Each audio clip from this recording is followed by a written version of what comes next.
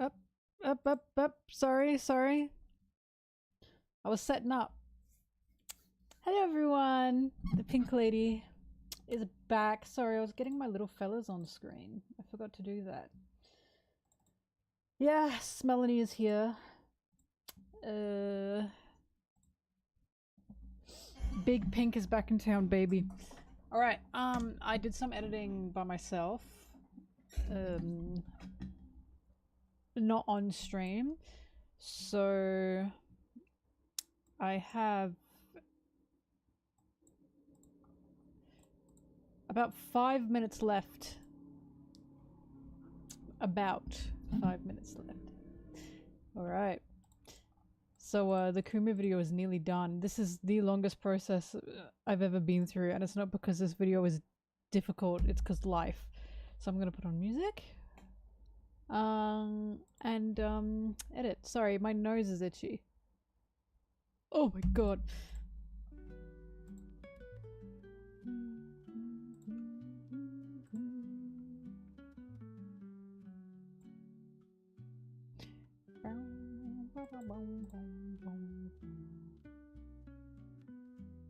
I was playing Pokemon, so I gotta turn that off. Okay, good.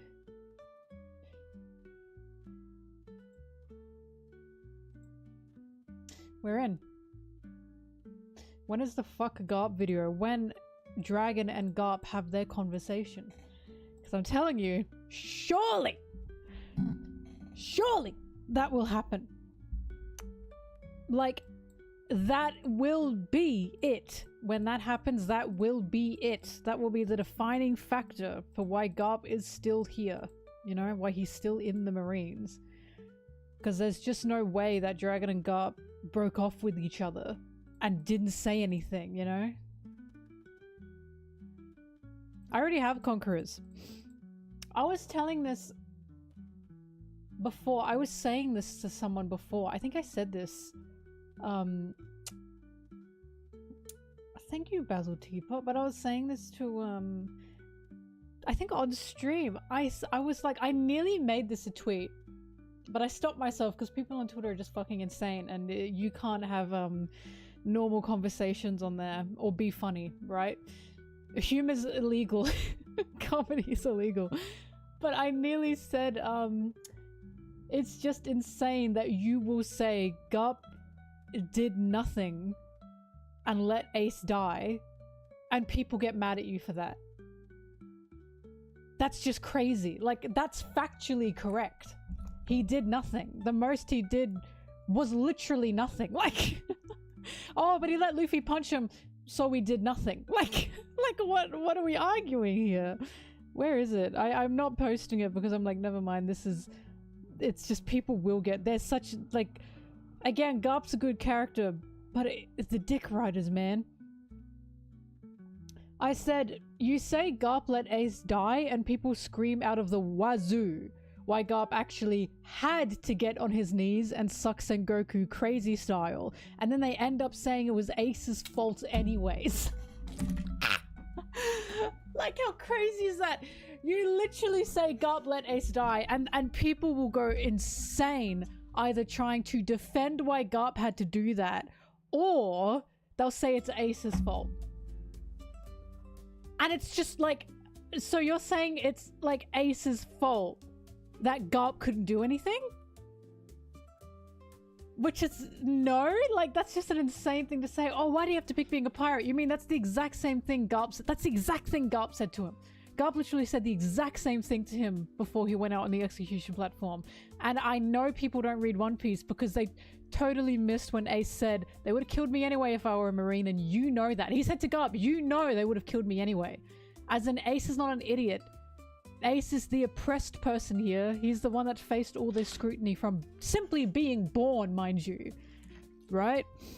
So, yes, I'm going to trust Ace's opinion here because Ace was literally trying to survive. Ace had to do what he had to do to survive. Right? Garp didn't have the power to change anything. And it's like, I literally watched Garp Galaxy Impact a fucking island with a single fist and get Kobe back. And you're telling me that Garp couldn't have just unlocked Ace's chains before the execution began? Like, like, come the fuck on. Just unbelievable. It really pisses me off when people say Garp did do something and it was just him taking a punch from Luffy. And they think that's enough? How sad is that? Like, Luffy was busting his whole entire pussy to get to Ace, and people say, no, it's enough that Garp just took a punch. And then he fought for the Marines anyways? Oh, please. Oh, brother, this guy stinks! I love Dadan because she truly put it all in perspective. I was also wondering, is Oda wanting me to like Garp here? Like, is Oda wanting me to look at Garp crying and go, oh, poor Garp? But then Dadan beat the shit out of him. And Dadan said, fuck you. I cannot believe you did nothing. I was like, never mind. Never mind. No, he wants me to question Garp and why Garp is just okay with letting Ace be executed to uphold Marine status quo. Like, he definitely wants Garp to be a questioned character, which is a good thing. That's a sign of a good writer, guys. Because some people said, oh no, Oda likes Garp, right? Some people said Oda likes Garp. He wants to write a side story with Garp or whatever the fuck Oda said. And I was like, you realize writers can like characters that are morally questionable. Most writers prefer those characters because they are much more interesting. If you write a character that is all bad or all good, that's boring. That's a boring thing for a writer to do, right? Of course Oda likes Garp. Garp's a really well-written character. Like, just because Oda likes Garp doesn't mean that Garp's a good guy. Like, what the fuck? It's just such a strange thing to think. This is, when people say those things, I always know, oh, you don't write, or you are not a creative in any aspect if you think that a creator liking their creation means their creation is perfect. Like, do you know what I mean? Means their creation is morally good if they like their creation. No. A lot of creators actually like the most fucked up parts of their work. How do I feel about Makono defending Garp? I think Makono was just very emotional in that moment. Ace had just died. Dadan and Garp clearly are important people to her. She is watching them fight each other. She was trying to stop them from fighting. But even she shut the fuck up when Dadan said, think about how Luffy feels. Like, that made her go, oh, because she knew. She knew Dadan was right. She knew Garp had no fucking business being sad about something that he didn't help with at all, that he could have helped with. That's the biggest thing. He could have done so much more to turn the tides, but people go, but, and it's like, so we had to follow orders. So we had to uphold the Marines, right? Thank you, Dragon. I know you're a fucking real one. And you know what? I know Dragon would say the exact same shit I'm saying right now. I know he'd say the same shit. It's just ridiculous. Like, the people that go, oh, but like Garp was the hero of the Marines, what was he meant to do? Or people would start questioning the Marines. Good! People should start questioning the Marines. Garp is putting the Marines' reputation over the life of a kid that he raised and loved. That's what he is doing. I just do not understand why people don't get that. They just don't get that. The only thing tying Garp's hands together is his belief in the Marine system. He's put the Marines over a kid that he loves. Like, that's insane. It's just insane. I just don't get why people do not understand that. And it's like, no, I do not believe the Marines are an inherently good system in any way. And I think it's fucked up that Garp is so blinded and tunnel visioned by what he thinks the Marines can be that he's letting fires burn all around him otherwise. I said it, and I think I worded this, personally, I think I worded this quite well when I said it to someone. And I gotta find that again. Because this is exactly what I think Garp is doing. And I think he's a very sad character for this reason.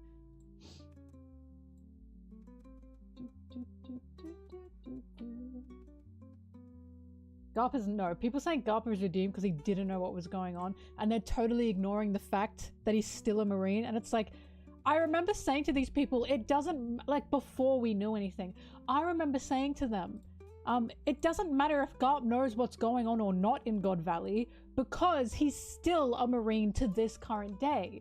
For some reason, a lot of people are thinking because Garp didn't know, while being on God Valley, that makes it okay. And I'm like, how the fuck does that make it okay?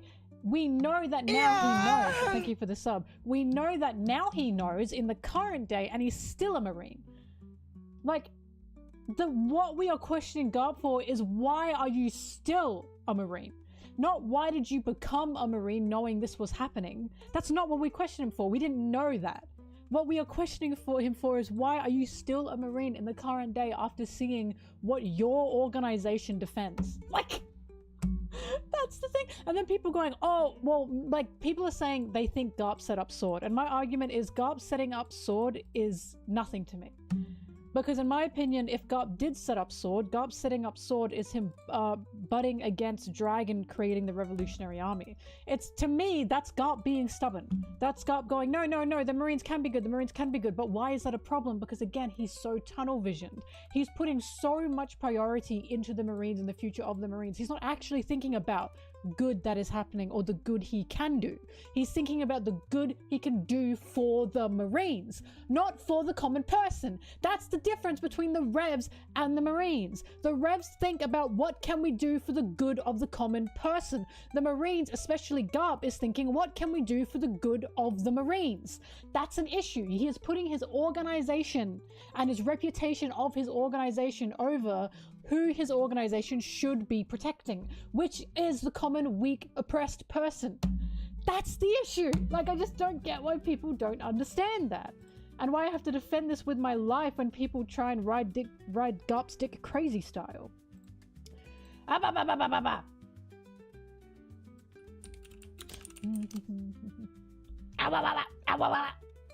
feel like a seal. What did I say?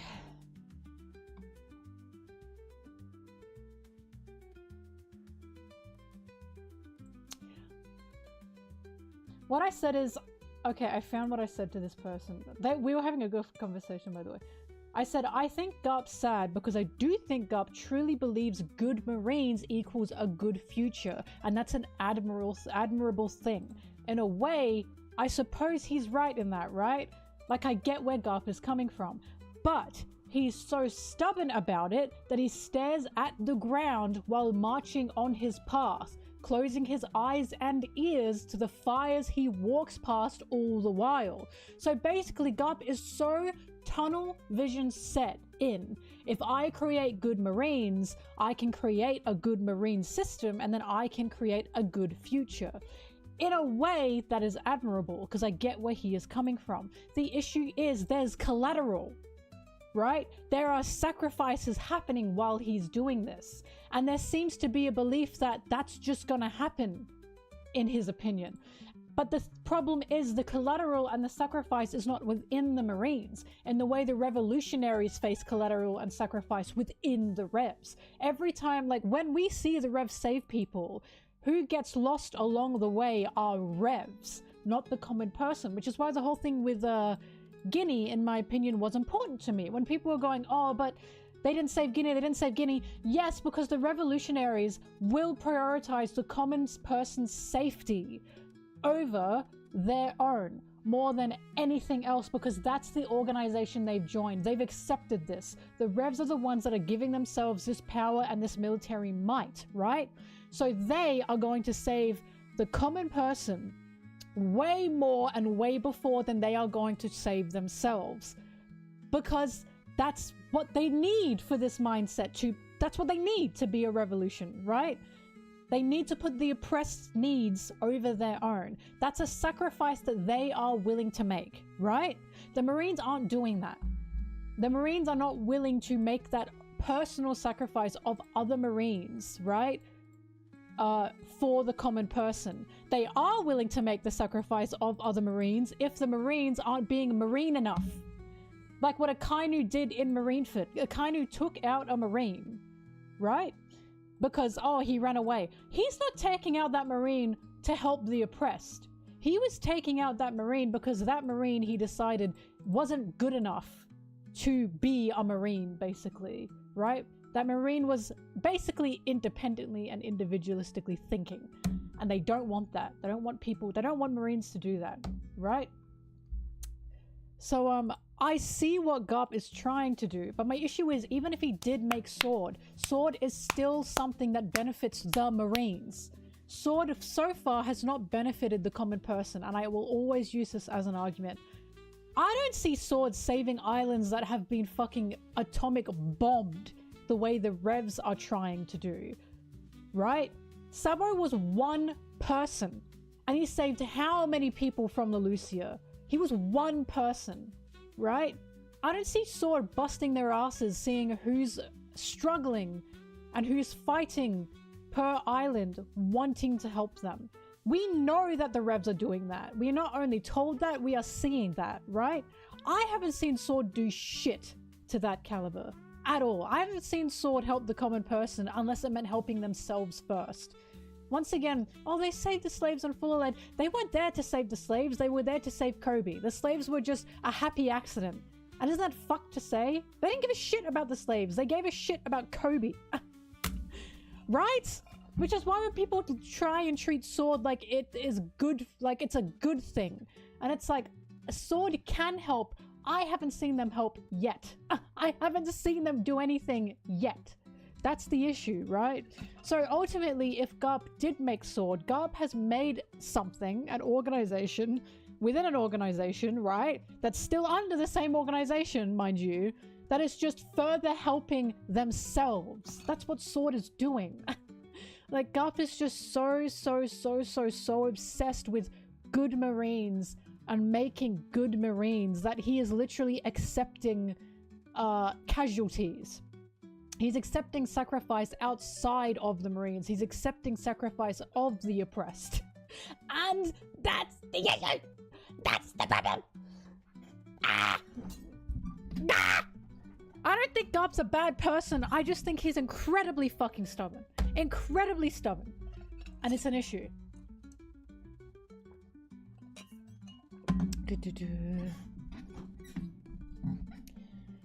I mean, Luffy's a complicated person. I'm not sure how Luffy really feels about Garp personally, but I also know Luffy has trauma because of Garp. But also do remember that when Luffy was little, all he had was Garp.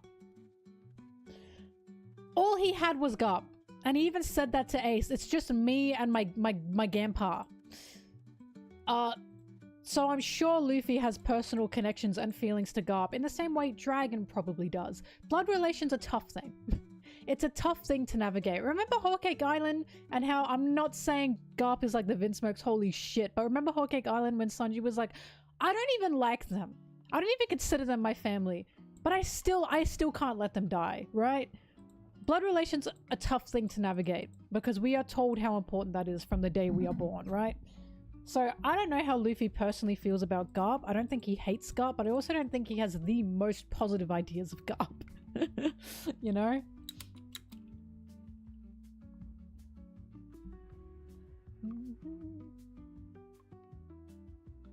Garp's a lapdog. Yep, and I know this is true because his animal's a dog! Oh! Oh! His animal's a fucking dog! That's how much of a dog he is. He's a Marine World Government lapdog to the point that his animal is a dog. Like, how crazy is that?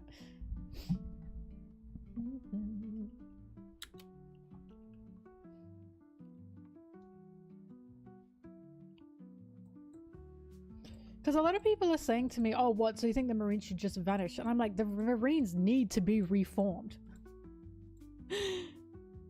They need to be massively reformed. I'm not saying the Marines, like, have to totally go. I'm saying they need to just not be them anymore. Because, again, the issue is they hold the word justice on their backs. And that is such an issue. Because the justice on their backs represents world government justice, no matter what anyone says. Right? They are literally created by the world government to uphold and protect the world government. That's who they were created by. I don't know why this is like, I don't know why people don't understand that fact, right? And it reminds me of how when I look back on cops and police in America, right? And you see the history of cops and police from America, the roots of the current police system within the West, within the American West, is they were stopping slaves from escaping, right? They were literally like slave wranglers, basically, or they were stopping slaves from turning on their masters, right? And that's why when we say we need a reform, that's what we're talking about. We need to remove those roots. We have to get rid of them. That's exactly what I'm looking at with the Marines, right? I'm seeing a Marine system who originally started to defend the 1%, to stop slaves from uprising, to stop slaves from getting any sort of freedom. So even to this current day, we see that those roots are still there, right? We see that that type of propaganda and that type of violent enforcement is still there within these systems. So it's like, I'm not saying that the common person doesn't like need protection. I'm not saying that we don't need help with like crime, right? Or people don't need help. What I am saying is what we have currently is rooted in horrible things, that it's making more problems and it's making more crime, right? To the point that the truly oppressed and the people that truly suffer can't even turn to law enforcement because they know they will not be listened to. They will know they will be targeted. They will know they will gain absolutely no help. Again, that's the issue when it comes to the Marines. If a slave turned to the Marines, if a slave of the world government or any rich person turned to the Marines and said, I need help, are the Marines going to help them? They could, but that would go against the Marine system, right? That would go against the world government system. So that Marine could get punished, could get fired completely, right? For doing something that went against what the world government wants. This is the argument that we're making here. And then it's like, oh, sword.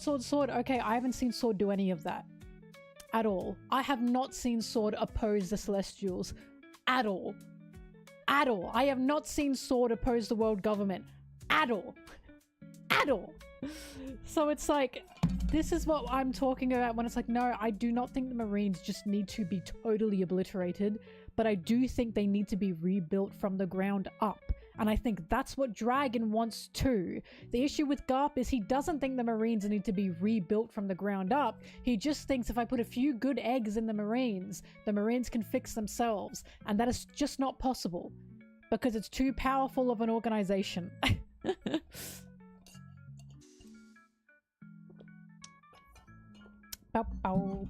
Whoever Luffy's mum is a very lucky woman. Because Dragon, I get it. If I caught Dragon's gaze, and I'm a lesbian and I'm saying this, right? Dragon's beautiful to me. I can't say this. Dragon's in the chat. I'll get shy.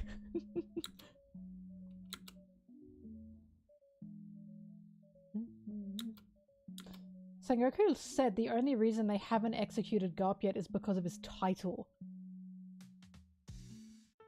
Fuck, I forgot! When did he say that again? Dragon's beautiful to me. If you don't get it, you don't get it. I see his beautiful soul.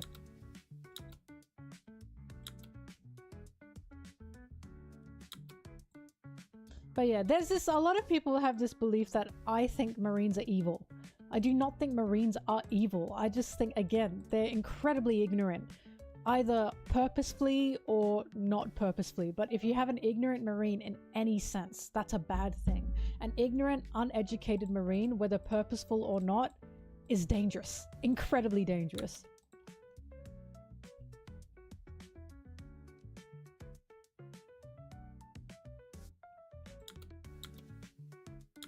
A lot of Marines, yeah, are evil. It's true. Green Bull is so incredibly evil. It's actually insane.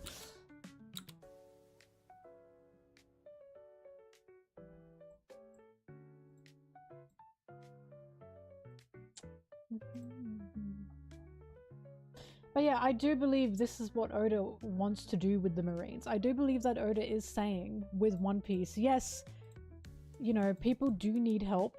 We do need safety measures in place. Total anarchy can't be the only answer here. but you need safety from good roots. You need security from good roots. They cannot be from the roots of slave ownership. They just can't be. Or you're destined for just more oppression as the world goes on.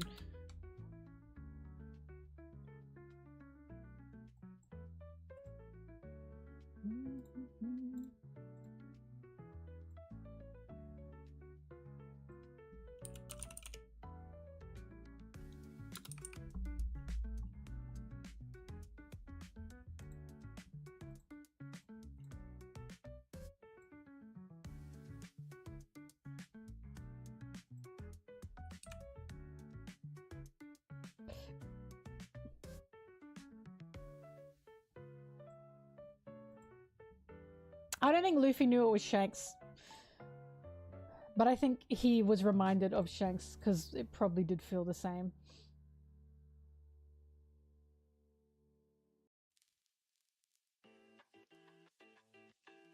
Applesauce. So I actually shouldn't. I was gonna say something, but this is real life you're talking about. But I was gonna be like Garp and say, so obviously you should have joined. But I shouldn't say that. You're talking about actual. This is reality, right?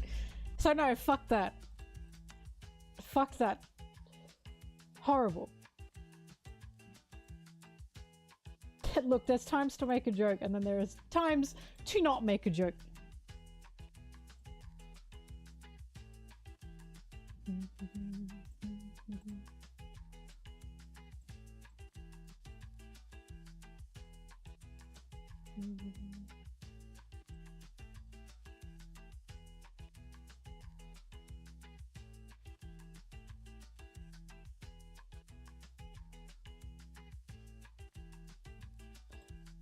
I need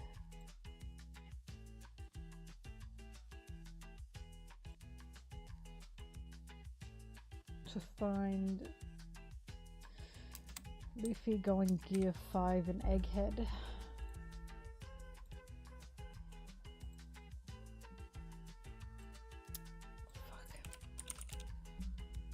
He stands next to Sanji. I remember that because I remember how much I flipped the freak out because I was like, oh my god, Sanji is the first Straw Hat to fight alongside Gear 5 Luffy. Oda is truly, truly paying Sanji tax.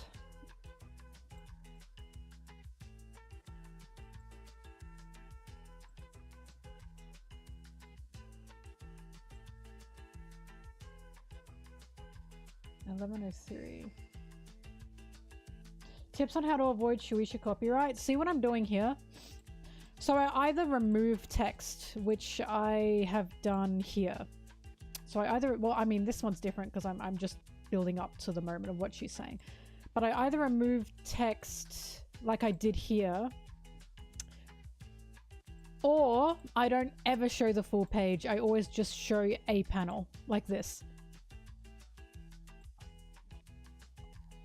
I only show one singular panel because technically that isn't copyright considering you can't watch my videos and read the manga. Do you know what I mean?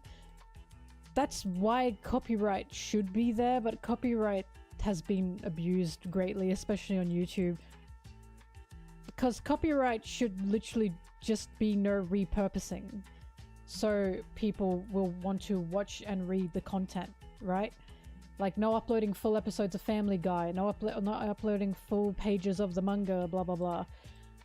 But again, it's just YouTube, you know, they don't care about the little guy, so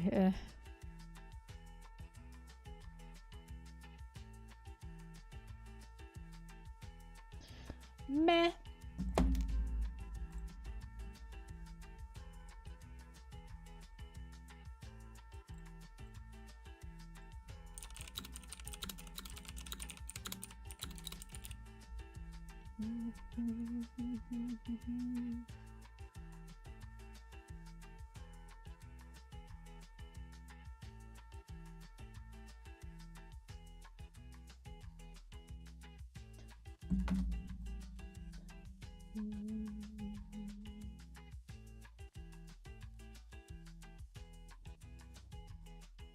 I consume the entirety. What gets me is analyzing and reviews is under fair use, right? Because again, you're just not fully stealing content. You are making new content through either analytical means or through reviewing means, basically. That's never been considered copyright. But again, because YouTube is just incredibly broken in how you can copyright things, no one gives a fuck. They'll just copyright it.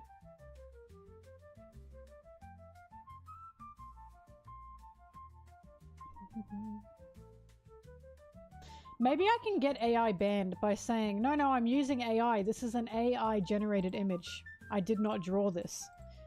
This is all AI generated. So it's mine, technically.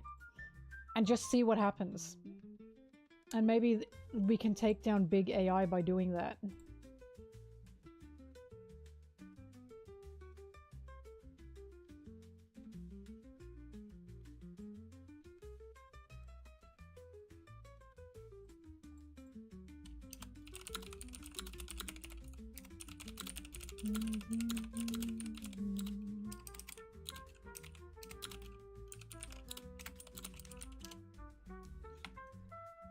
Maybe that might work, actually. That could actually... Do you guys remember when we took down, like, t-shirt websites by, like, putting Mickey Mouse as an image on it and then saying, I want this as a t-shirt? And they would put, like, Disney, Mickey Mouse, all this stuff on their website, and that would get that website taken down. Because, like, it was art theft websites, because they were copywriting. That could work. If I started AI generating, like, these pages, like, I put them in the AI generation machine and said, make that for me. And it's just exactly the same, but made with AI. We might get somewhere that way. Because then they just cannot claim that I didn't make this. I will be thinking about this. And I will get back to you.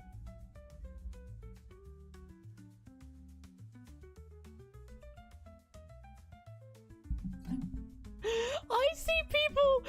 I keep seeing insane conservatives, like racist, homophobic people bullying, like fighting with Grok. Because this is a tale as old as time. If you actually look at history and actually look at statistics, you know how a lot of conservatives say historically, but actually what they're spouting is bullshit.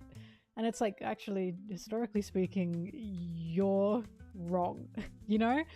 And the more educated you are, usually, again, statistically, the more educated you are, the more liberal you become, because of the more you learn, basically, regarding history and your own life as well, and how to exist in this world, basically.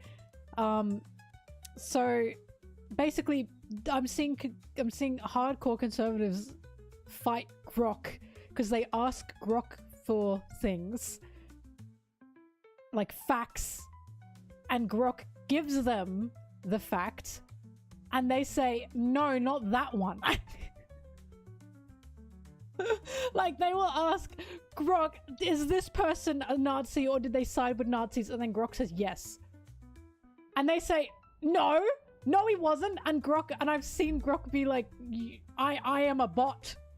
I do not have an opinion. Like, I'm telling you a fact as a bot. And they get really mad. And it's like, ooh.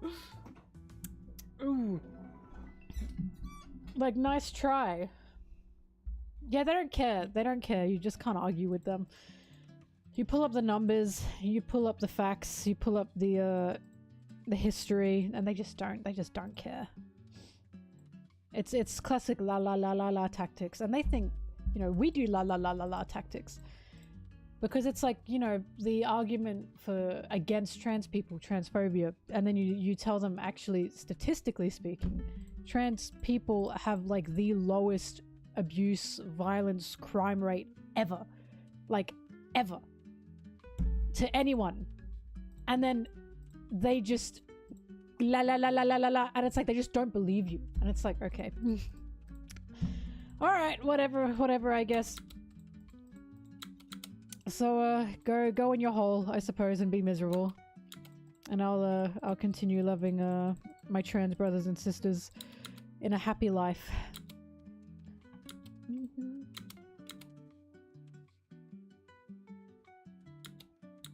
It'll be worse when companies start making bots with biased info fed into it so they can market it specifically to right-wing demographic. Yeah, that's a Black Mirror episode. And this always makes me think of how upset I was at the Black Mirror dating episode. That was the episode with, they were like little avatars dating each other. Because Black Mirror was always about how technology isn't evil, but humans, the creators behind the technology you do it with it, was evil, right? That's always what Black Mirror was about. It was never about, ooh, technology bad. And now it's gone down to, ooh, technology bad. And it's like, it was never about, like, technology is just a thing that exists. How it's used and how people use it is what can make it bad. It has nothing to do with the technology itself. It's who's making it, right?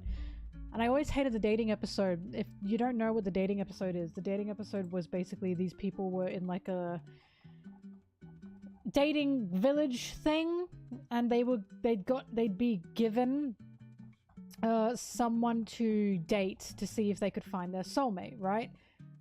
And the kicker at the end was, oh, they're fake. Sorry, spoilers. Oh, they're fake, and they just got put through a million different simulations to see if they were compatible together on this dating app. And I remember watching that and thinking, that fucking sucks. That sucks, because I thought what it was going to do was whoever made the dating app was basically just a supremacist of some kind, a bigot of some kind, and was using that technology to basically try to stop people from mingling, right? I thought it was going to be something evil in that way of like two people are being told they're a good match, they're horrible for each other, and then they find out it's just because they're like white or something. And it's really just this app that everyone is using, basically trying to segregate and suppress, you know? Or like gay people as well. Two people think they're together, they're good together, the app tells them they're good together. One's a gay man, one's a lesbian. But they're not allowed to think that or do that because they're in a fucking dystopian world that's telling them, no, we're telling you you're good for each other. I truly thought that was going to go down that route because, again, Black Mirror is supposed to be about technology isn't evil, the people making the technology can be evil, or how the technology is used can be evil. I truly thought it was going to be a commentary on technology being used to enforce types of bigotry and ruin people's lives in that way. And it wasn't. It was just, aha, straight people in a simulation. Oh, they like each other. And I was like, this is boring. This is fucking boring. I was so peeved about it because in my head, it was going to be more interesting than it actually was.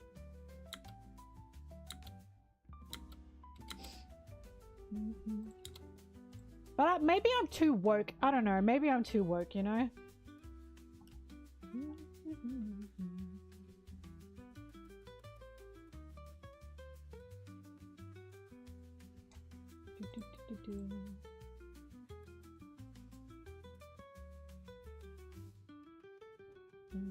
Oh, AI does prey on lily and fragile people. It does.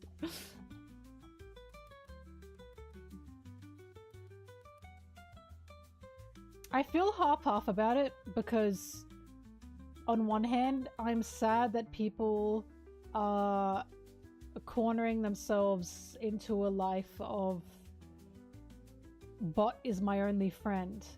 But on the other hand, I am also witnessing the most horrible, terrible men ever who never saw women as people retreating into world of bots like fake women, and I'm like, I mean, so long as they're not trying to harass and push themselves on real women, maybe that's okay. Because I don't know, maybe I'm pessimistic, but I'm like, I just don't think those those types of guys will change. So that's like, to me, they're like zoo enclosure, but again, who knows?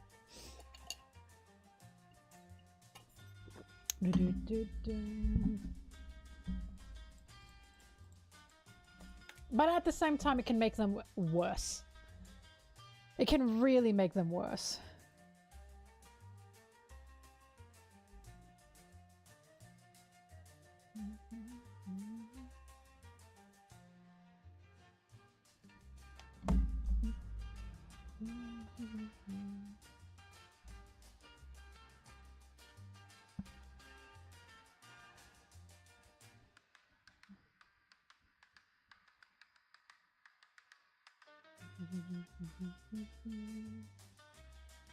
Well, dopamine of AI making you think you're a big, strong, smart boy, right?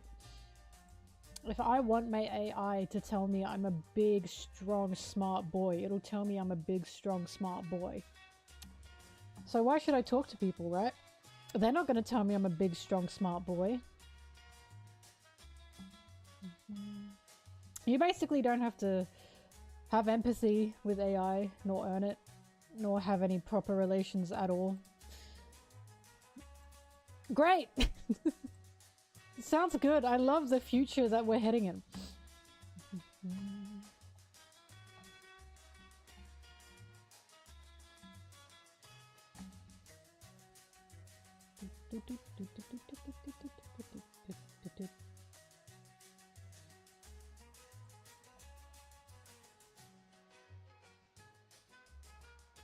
Sorry, I'm looking for a page.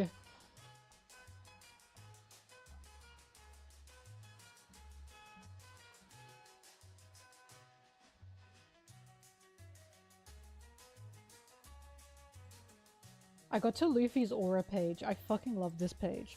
This is the page I use when people say Gear 5 ruins tension and doesn't have aura.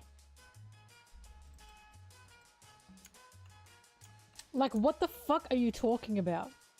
This is so auraful, I'm exploding. Howdy do, boys!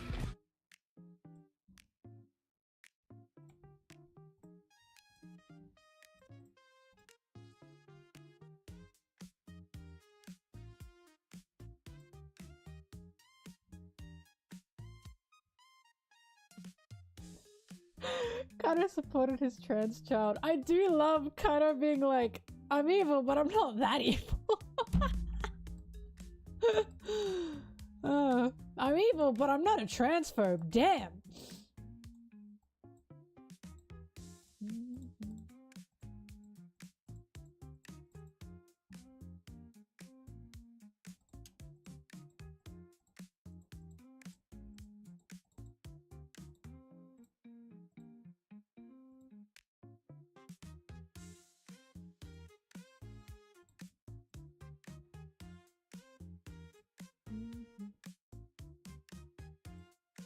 I'm a murderer, not a bigot. That is what he's doing. God. I love Kaido, but we all know this.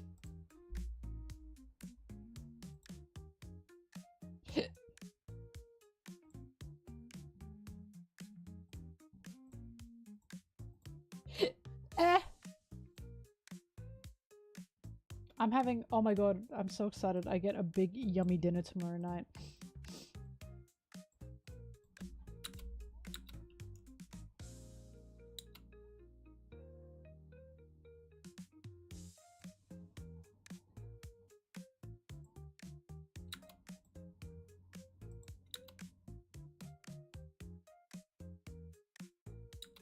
Do I want to use this one?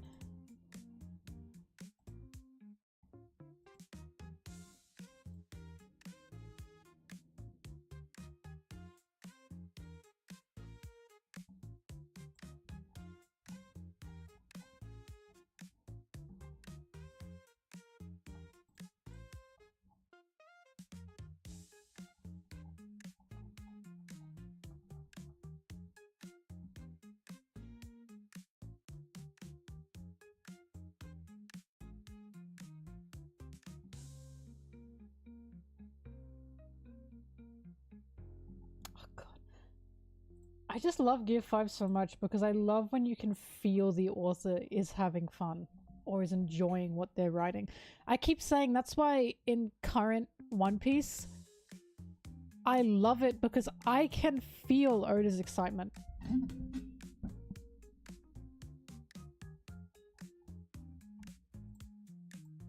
Like the fact that he's telling us stuff that he's clearly been wanting to tell us for over 20 years is fucking crazy. There's nothing better than the creator of something you like also loving their creation and wanting to share their creation, you know? It's infectious.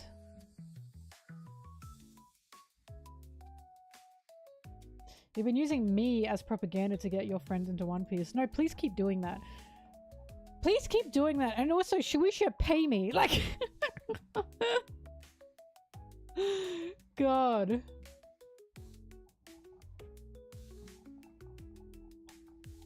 I am a fucking One Piece propaganda tool. I should be wearing the dog hat.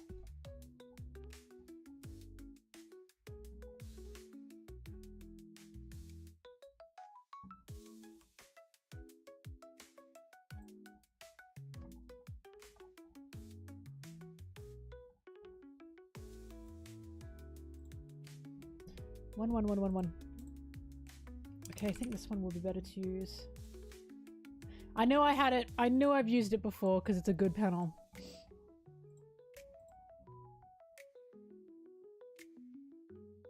If I were in One Piece world, I'd just be a regular schmegular Joe who would probably die. I'd be nothing fucking special. Are you kidding me? Look, I'm very honored that you think I would be a revolutionary person. Fuck no. I'm weak, man. Brother, I'm just trying to live. Like, there's no way. I would 100% be on the Lucia. No, I wouldn't even be that. I wouldn't even be part of any historical event. I would just be existing somewhere on some bumfuck island that doesn't matter. And I'd probably be killed. I would support the revs. I would. But I'm no hero. Like, it's not happening.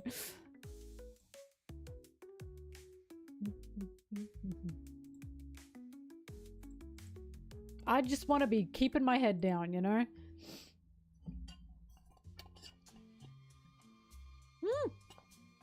My One Piece video about women even was quoted in a One Piece analysis from a pretty known French channel. Oh my god, what did they quote? What did they quote? Do you remember? Because what if they were like, here's what this idiot said. Look at this quote from this idiot. And here's why she's wrong.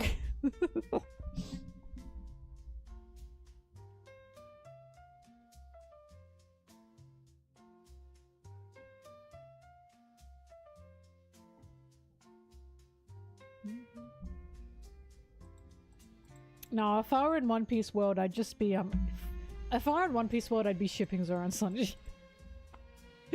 I'd be looking at the travels of the Straw Hats and then read up what they're doing and go, does Zoro and Sanji like each other? I'd be the same fucking person.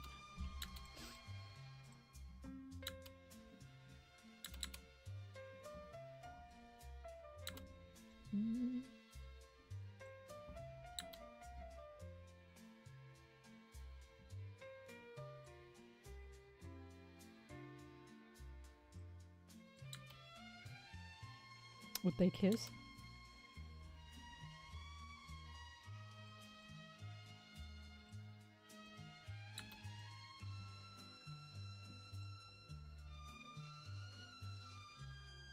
It is crazy that One Piece fan letter didn't include Fujo's.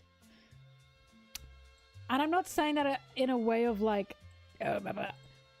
I'm saying like, I am still seeing how male dominated this industry is, because Fujos are the fucking backbone. They are the backbone of any thriving fandom. I don't care what anyone says. People disagree with me, but I know it's true. Because whenever there's a thriving fandom, there's a thriving yaoi base. Always. If there's so much art out there, right? And there is so much community out there, majority of those artists are usually yaoi artists. Like, it's just true. And a lot of guys go, no, it's the theory crafting, it's the theory crafting.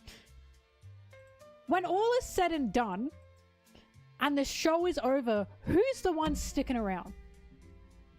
Not the theory crafters. You guys are out. You're done. It's over, right? The series is over. You've got nothing left to theory craft. You're going on to the next thing.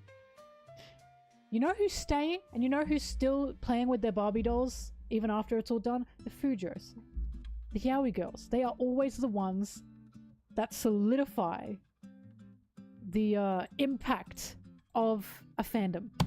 They are. I don't care what anyone says. Do you know how I've seen so many Hero Academia fans, they jumped from Hero Academia and they've gone to like JJK or something. Do you know who stayed behind and who's keeping that shit afloat? The yaoi girls. They are the ones keeping that shit around. Yaoi girls do not need the series to be ongoing. They don't need that. They've got what they got. They got what they want, and they're gonna make the shit out of that. You know, they're gonna make shit what they want out of that. So even when One Piece is said and done, and even when it ends, you know who's gonna be, you know, still there? The Zosan girls. They're still gonna be there. They're not gonna leave. Of course they're gonna be there. Death Note's also a prime example. Exactly. So, this is why I've always said power scalers and shippers are literally same hat. We're doing the same thing, just in a different format. We're literally putting two people together and saying what they would do. Like, it's the same fucking thing in a different format, which is like, why are we fighting? Like, I am not against you, power scalers, at all. Just why do you hate me?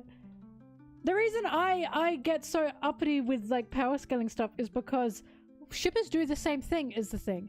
Power scalers will like remove any like plot or story stuff because they don't want to focus on that. They want to focus on their power stuff. Shippers can do that too. That's what I mean. Same hat. It's the same hat. Shippers can do the same thing. They can ignore shit that's happening in the story because they just want to focus on their ship, right? And it's like, I don't care if you want to do that, but can you just admit it? Can you just admit it? Like, I don't care if you want Zoro and Sanji to fight. Can you admit you just want them to instead of tearing the actual narrative and characters apart, you know? It's that kind of shit. But it's why, so when I was watching Fan Letter, I do remember being like, it's crazy that they are not letting even a joke in about the shippers for Zoro and Sanji. Thank you for the sub. Because the biggest ship in One Piece is Zoro and Sanji. By a fucking landslide. That is the biggest ship in One Piece. And again, you'd know if you went to Japan and you went to like the stores, like the fan stores, because like there was a whole row, 4 bookshelves, like full bookshelves full in one store of Zoro and Sanji books, right? They are the backbone, bitch. They are the backbone. And it's like, I just think it's crazy that you're not even going to acknowledge them. Like, not even just one joke. That's all I'm asking for. Just one joke to acknowledge we are also huge fans of this thing. We are here too. Just a joke. Like, I'm not saying make them kiss. I'm saying include some girl in the back that's like, I've been keeping up with what Zoro and Sanji are doing. Like, just one joke is all I'm asking for. Anyway.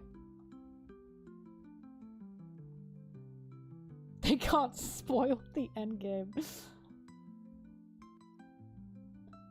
Sorry, so Basil Teapot, I just scrolled up. They were talking about how good the femme characters were and weren't just their design. They were defending them against the usual odorous, just sexist argument. They were deaf on your side. Oh, that's lovely. That's lovely.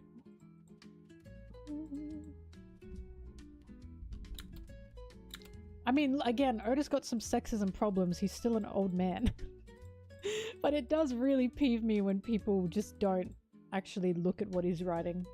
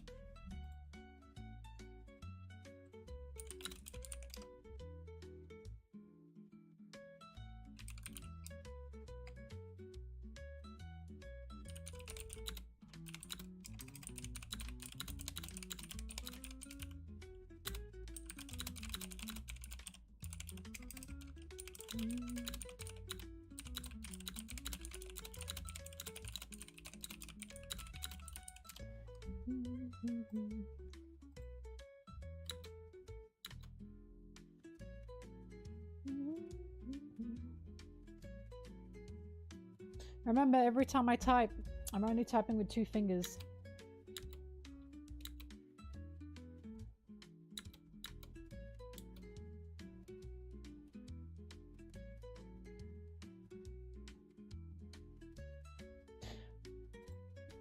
Every time I see /s, I have to remind myself it's sarcasm and not serious. Every time. It always gets me.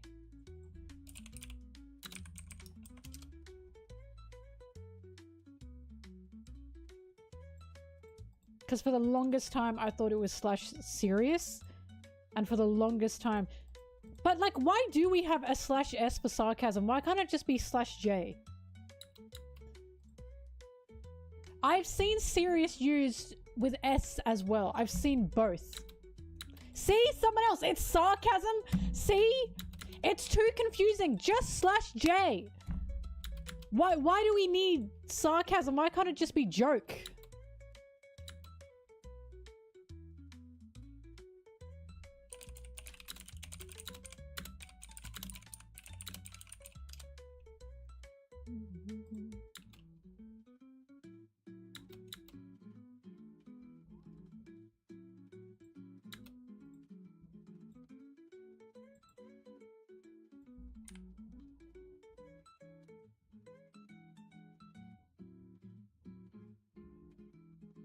I knew of Zosan when I was like 11. Like, when I was first getting into anime and manga and like I saw like yaoi stuff, right? I knew of Zosan. I didn't even fucking watch One Piece and I knew who these guys were. These guys are like a staple. Zoro and Sanji are a yaoi staple, and the reason a lot of people don't feel that is because One Piece is still ongoing. People would say Naruto and Sasuke are a staple. In the West they are. But overall, Zoro and Sanji are one of the biggest, like they're one of the fucking founding fathers of modern day yaoi. Naruto and Sasuke is bigger in the West, not in Japan. Not in Japan. Still popular, of course, but not like these guys.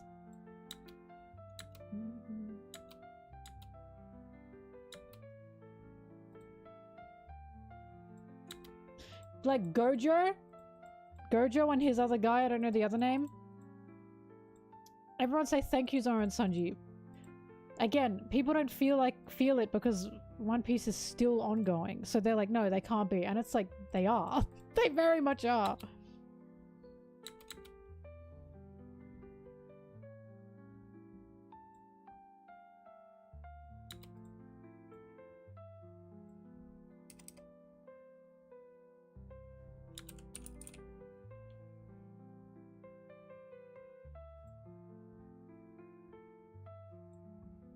Get mad at you for shipping Zosan. I know, I've had many guys get mad at me for shipping Zosan. Online. Of course, you guys know I'm big in the One Piece space, duh. So, some men are uncomfortable. They are uncomfortable with it. And you know what? It's always straight men. Straight men will literally say to me, you are fetishizing it. And it's like, no, I'm not. You just don't like that I'm making these characters gay. Like they try and Uno reverse me, and they try and use morals that, mind you, they don't care about to make me feel uncomfortable with something I enjoy. That's fictional, mind you. And it's like, no, you're not gonna get me, actually. Like, you're uncomfortable with it not because, oh, it's fetishizing. You're uncomfortable with it because I've made your favorite characters gay. And you have a very heavy internalized homophobia that I know you have. Like, because they do, right? They do. I've talked to plenty of gay men. They don't give a fuck. A lot of them don't give a fuck. The ones that do give a fuck tend to be terminally online, or, and I'm gonna say this as nicely as possible, they have a sort of misogyny. Because it's mainly women, right? That like this stuff, that like these two fellas. And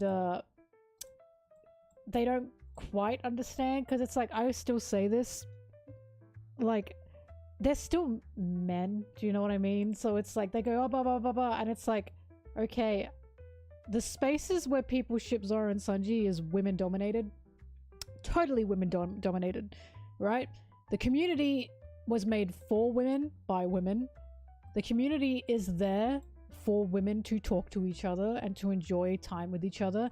And the community is also there for gay women as well. I always say this, but a lot of BL stuff, yaoi stuff, when people say it's just straight women, could not be more wrong. It could not be more wrong. A good majority is actually gay women, lesbians, or bi women, right? Or trans women as well, queer women in general. So it's like, they say it's just like straight women being weird, and it's like, but it's not. You're wrong. Like, you're wrong. So they basically are trying to make us girlies feel weird for liking a gay ship.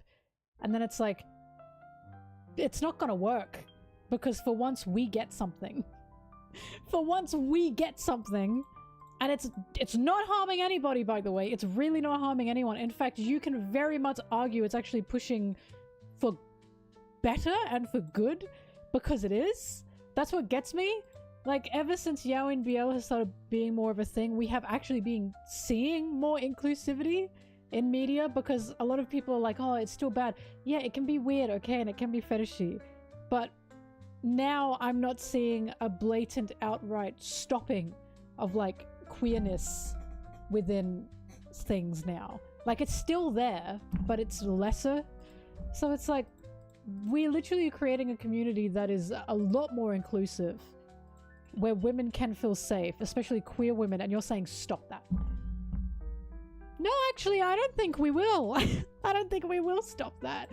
And so when I have guys say to me, that makes me uncomfortable, I'm like, okay, it's not for you, right? The way these men probably talk about women probably make me uncomfortable. Not even fictional women, mind you. Probably real life women make me uncomfortable. I'm not all up in your fucking business. Leave me alone. I'm happy in my corner making my Barbie dolls kiss. Making my Ken dolls kiss. It does not affect you. It is not my fault if you have an internalized homophobia that makes it so you can't hug your friends. Right? That's not my issue.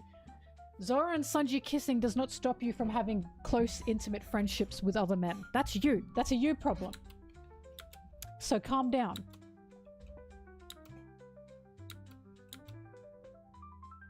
I usually like, by the way, I like majority of like ships. Like Zora and Sanji are just my number one.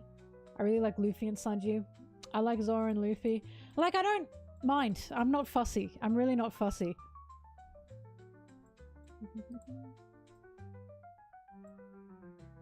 Basically, I'm not going to war. I'm past that phase. When I was a young homunculus in my teens, I would be very aggressive about shipping, but I grew up and I went, who gives a fuck? Who gives a fuck?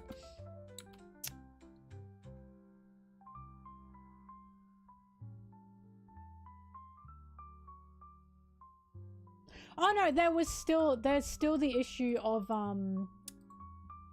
there are people that like yaoi and BL, but in real life they're homophobic. That is still an issue, right? To me that's similar to straight men who are into lesbianism, like lesbian porn, but in real life they're totally against it.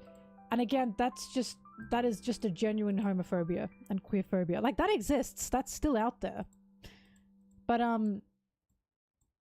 you cannot be saying the whole community is like full of weird, gross fetishists because of those people. And that's my issue. And it's like, because again, the majority of queer women, oh sorry, the majority of BL and Fujo women are queer. They are, right? Or they're feminists. They're feminists that are sick of seeing how women are treated in media. They don't want to see it anymore. They just want to be in a space where there are no fictional women, because when there's a fictional woman, men jump on it.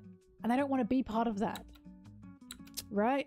So no, there's still a problem. Like, I'm not denying that those people exist. But I don't like how people say, because those people exist, we have to get rid of the whole thing. And it's like... I hate you! That's like saying because there are people into One Piece that are pro-military in real life, even though One Piece is anti-military, we should just get rid of One Piece. You know?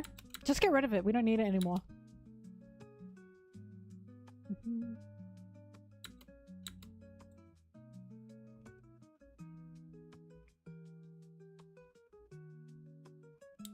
That's a good one, Basil Teapot. Yeah, transphobic men that are really into like trans smut. That's a really good one. Or just like who are chasers but only for like sexual stuff. That's a really good one, because that exists. That exists in such wild numbers.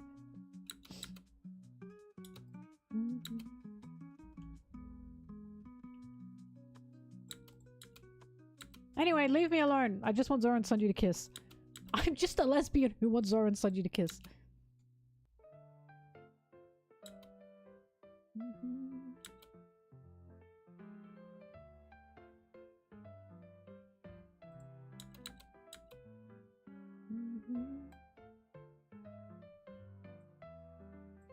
I need Vegapunk crying.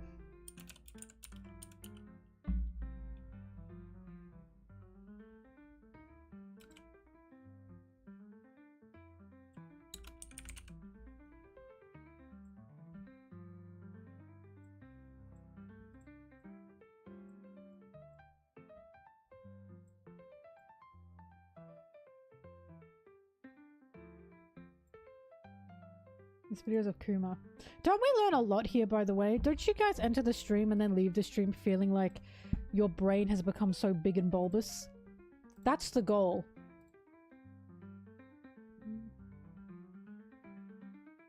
The video essay of the incel to trans pipeline. I haven't seen the video essay, but I've seen talks on that. Like, I've seen many of people discuss that.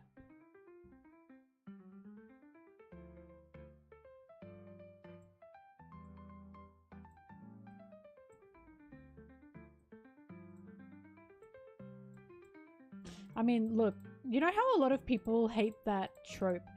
This gets me. A lot of gay people hate the trope of this person is homophobic because they are actually gay and they are internalizing that homophobia, so they're outwardly conservative and homophobic. I see why some gay people hate that trope, but I think that's important because it's real and true. There are many people in this world that are quite hateful because they are forced to be something they don't want to be, and then they get mad at seeing people openly being who they want to be while they can't, so they become a very, very hateful conservative person because they're miserable. I think that's important to have, and that's important to discuss, because it's not blaming queer people, right, for that. It's blaming the systems that be for that. Like, it's blaming things like patriarchy, right? It's blaming things like compet. You're not blaming gay people by blaming everything else.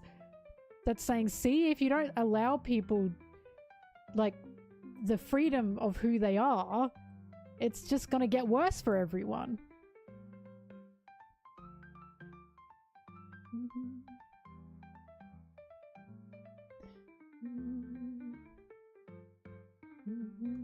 Oh, Pustain Deluxe, stop. Deluxe, stop it.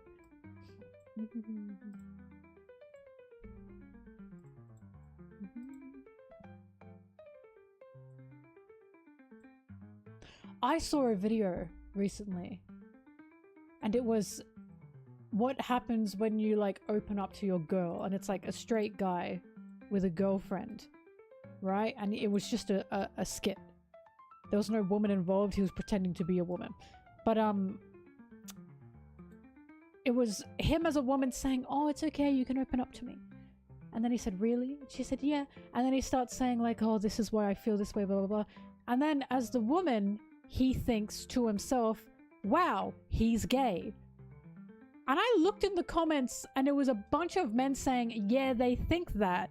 And a bunch of women saying, "We've never thought that in our fucking lives." What? Why are straight men so obsessed with homosexuality? Why are you so scared of homosexuality? What the fuck is going on? What is going on? I just don't get. Why is this something that they are so desperately scared of? They just can't be gay. They can't look gay. They can't act gay. To the point they can't emote. Like, they can't do specific things because they're so scared of looking gay. Why is that such a scary thing? Why are they so scared of looking gay? Because I'm not gay. Okay, but why are you scared of people even thinking that you are? Right? Why are you scared of that? I just don't understand. It's just straight up homophobia, isn't it? Like, I just don't get it. I don't get it. Like, they're so obsessed with the perception of themselves and not being gay. It's their entire being. I just can't look gay. Why are you so scared? I just don't understand. Maybe, look, I don't get it because I'm gay. Like, I can tell you what though. The only time I was ever afraid of looking gay was when I was worried I would be found out that I was gay in a conservative town.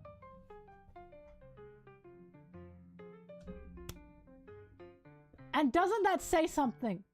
That is the only time I've ever been worried about seeming gay or looking gay. That's the only time. Because I was worried I would basically be singled out. Like, that's crazy. I mean, being gay is still an insult to a lot of people. I live in such a world, right? In such a world that I genuinely sometimes forget that, like, men, a lot of homophobic men actually use the term gay as like an insult. Like, I forget. And you know why I know this? Because Sunji, when the power scalers want to say bad things about Sunji, they say like stuff that equates him to being gay. Sunji gay smoke. That's not an insult. That's not an insult. But to them it is. Haha, he's gay. And I'm like, my world is so beautiful that I legit forget that a lot of men still use gay as an actual insult. Like, I just don't live in their world, you know?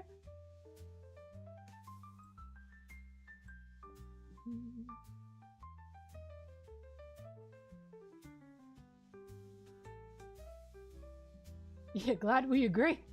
Again, here's another one. Here's another one. This is, hang on, this is one of my favorite agenda piece edits of all time. Of all time.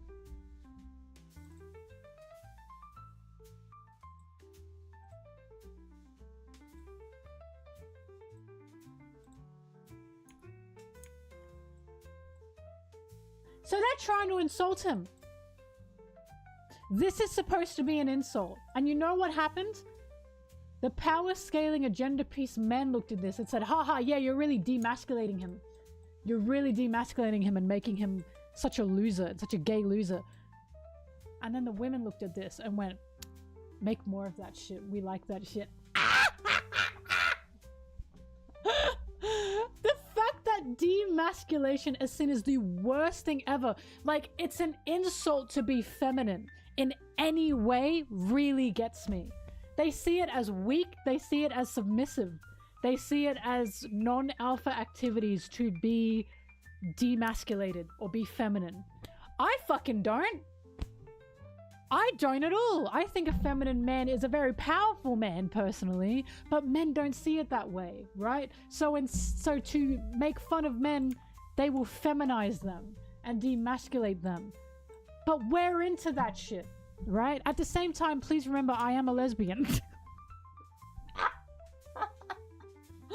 So, you guys gotta take everything I'm saying with a grain of salt, because obviously I'm very attracted to women as a woman. So, like, I'm not into men, but I do very much enjoy the feminine man. Who made this? There was a watermark on it. This was so good it was watermarked.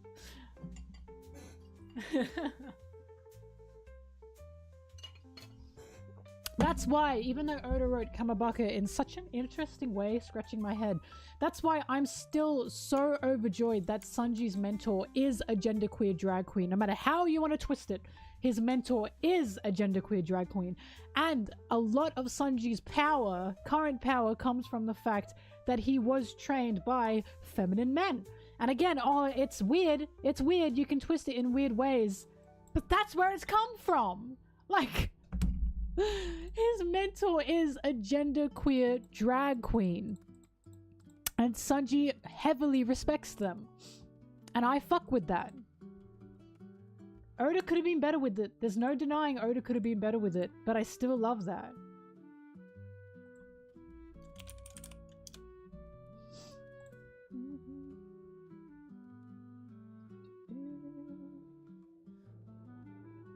How long till the Kuma video is done? Not too long left.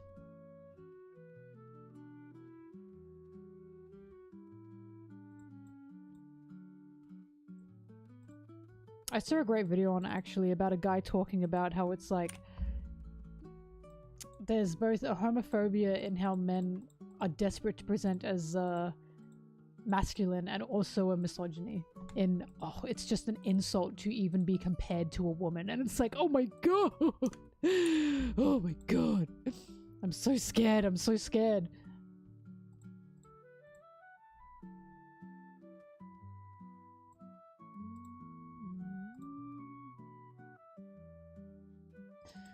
One of the first shonen manga to have openly queer people in it. Is that true? I can't tell you if that's true. When was Bonchan? Bonchan? Because there's been open queer people in a lot of Japanese media, but shonen media specifically. Did Dragon Ball have any? My Sanji fell. Oh my god! Can you believe this? Can you believe this? I just don't, I'm not as well when it comes to shonen. I'm not sure, because I can give you other mangas that had open queer characters before One Piece, but that wasn't shonen.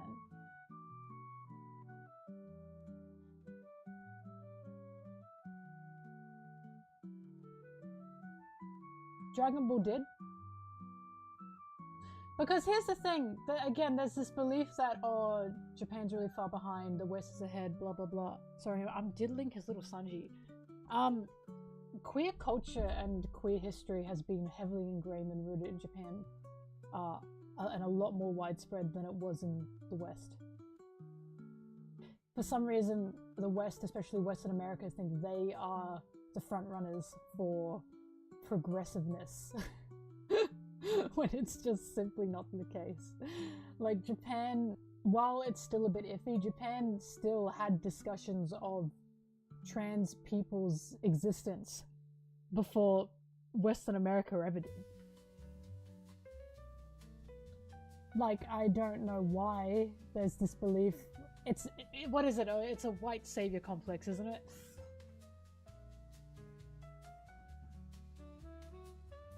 Which is why it just really cracks me up when people go, oh, we're pushing this wokeness to Japan, and it's like,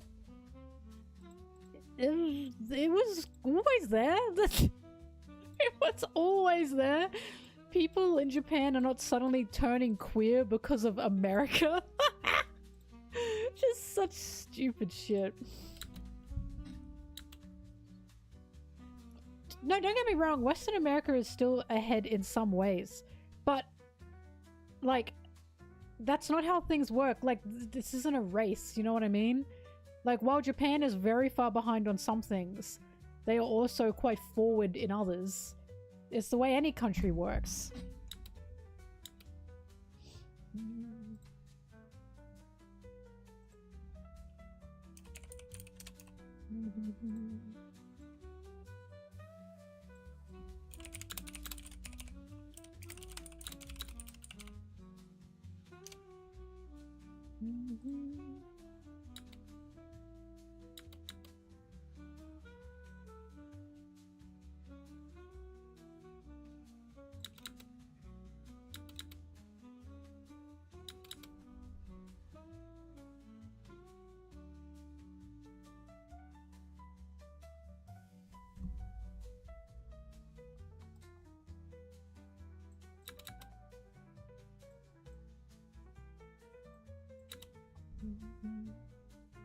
I mean, just look at all you need to do to have an open-minded existence, an educational, informative existence, is you do not look at countries as that country's better than mine or that country's better than mine.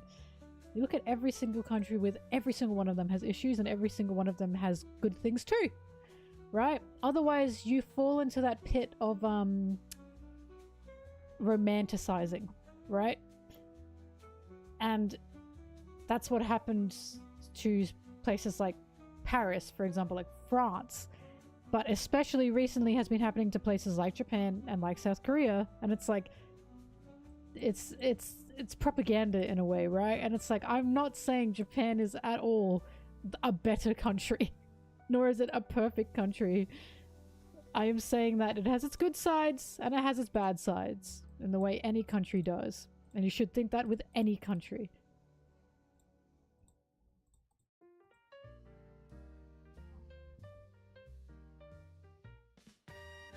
But I will say free healthcare is always a bonus. But what do I know?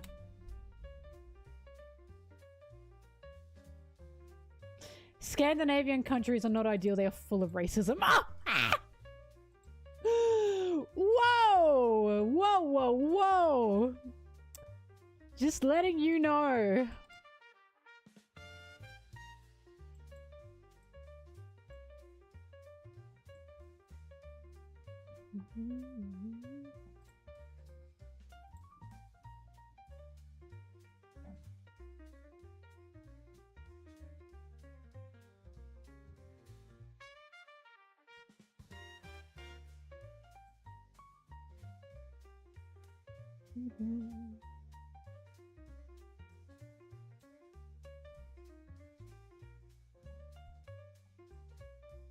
Appreciate that.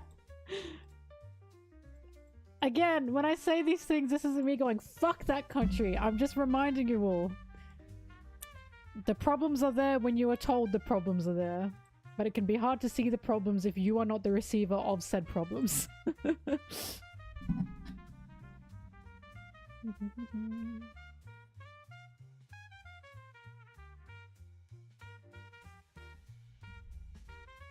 No, no, spoilers, stop, everyone stop, everyone stop!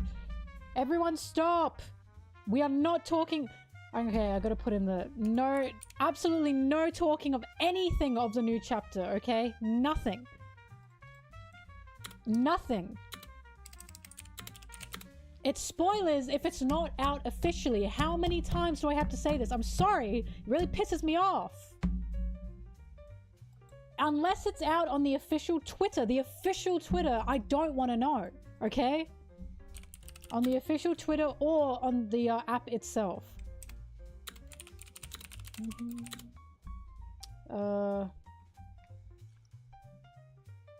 don't know if they're already out. But people do not count the color spreads. It's on the official Instagram. Can you... Well, you have to send that to me first.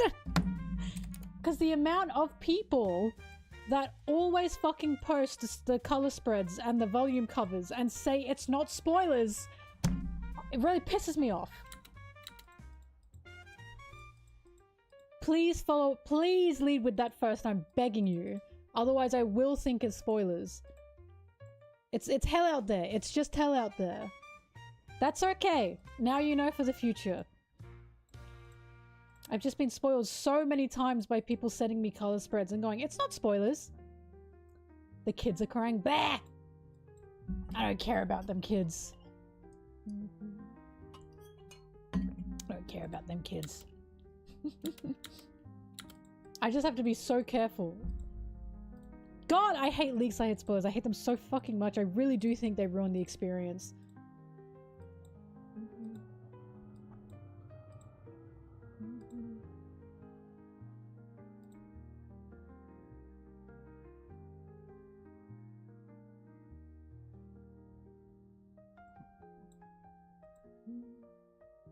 Official tweet. Thank you. I will open that.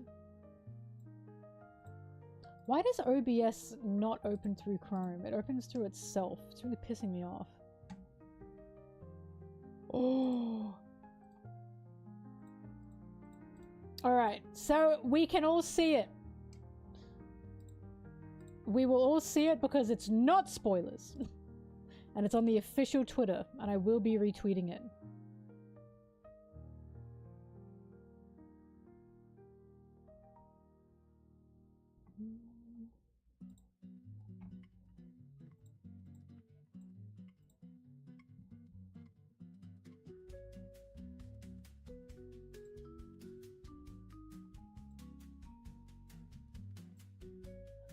Summers literally looks like the fucking devil. That's crazy.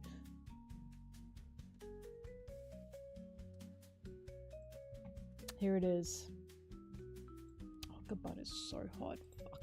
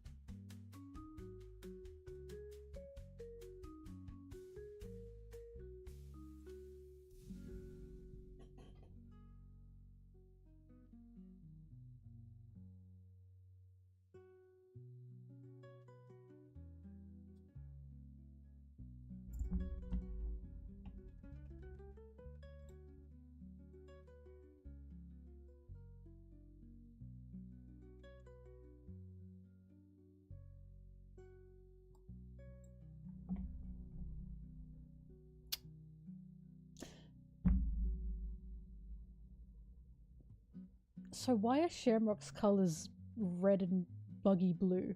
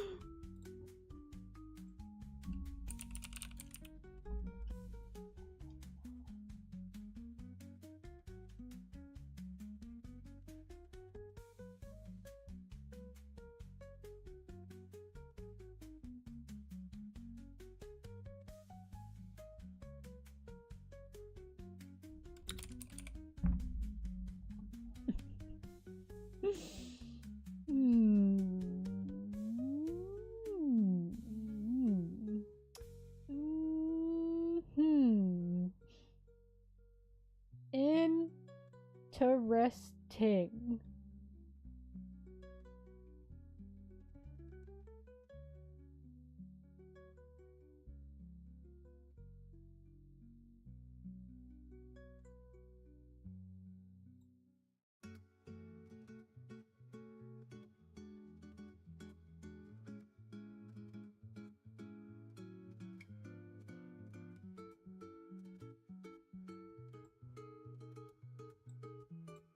Hang on, I'm looking for another cover. I was hoping to find it in time, but now I'm just sitting here.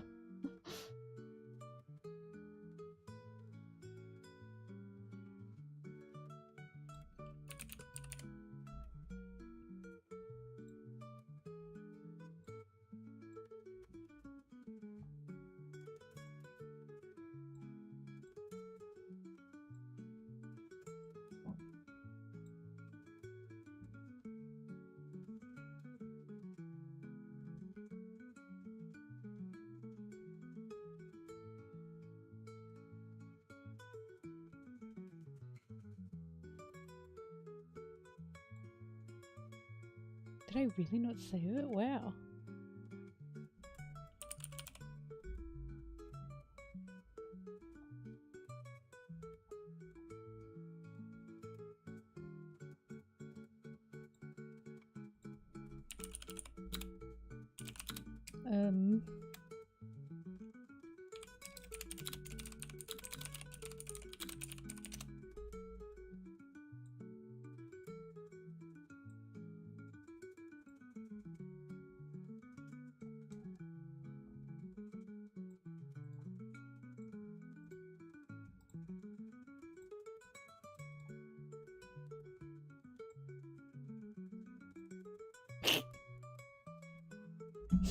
Hang on, give me a second.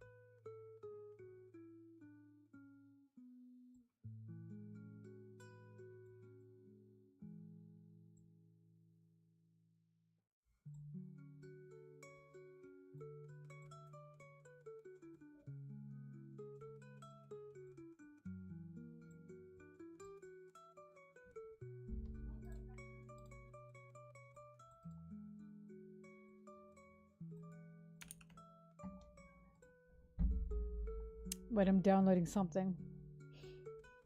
But this is funny.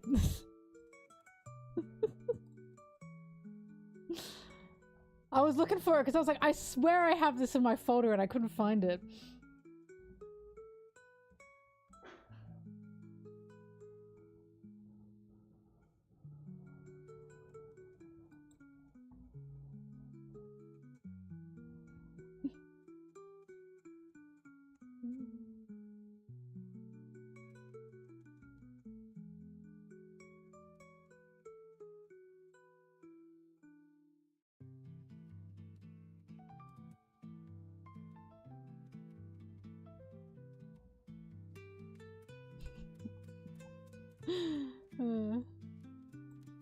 Hang on, where'd the other image go? Why the fuck is it buggy blue? Like, and her eyes?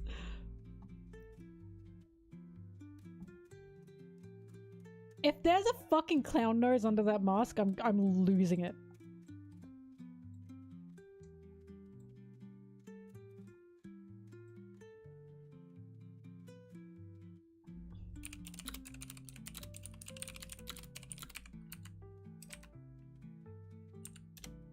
I don't think there is. For the record, I don't think there is.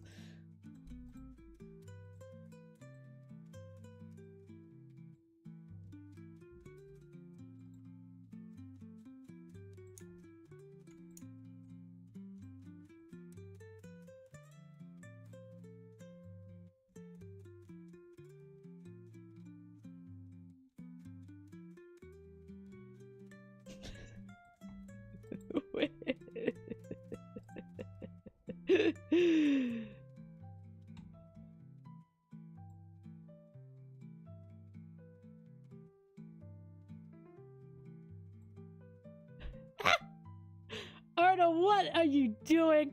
Why blue? Explain! I'm not even crazy, because now we know Shanks is thinking about Buggy. Now we know.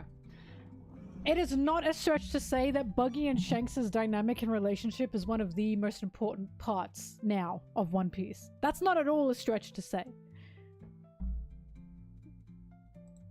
This is so funny. The cape being blue is crazy work.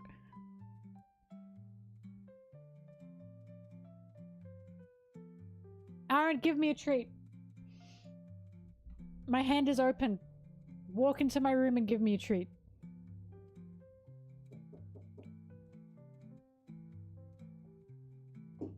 Don't worry, you're not on screen. Ah! Why did I get metal?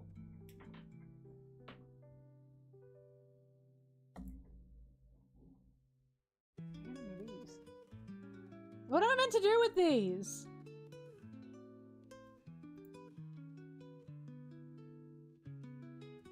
I don't know. Washes? Washes? For what? Am I stinky?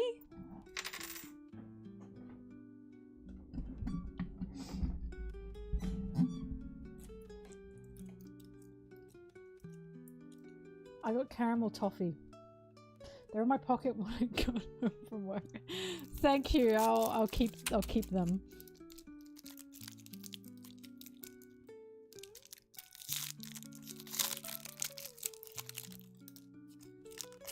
This is old people candy that you've given me, Aaron. But thanks for this.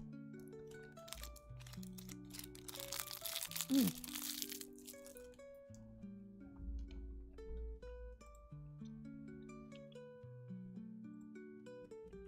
Anyway.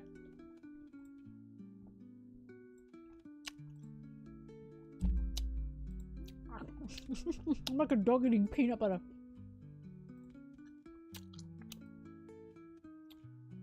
This is a hit tweet. For sure. I'm putting this on twitter.com. Oh fuck! I was so taken aback by Bagayathon that I forgot to actually look at the rest.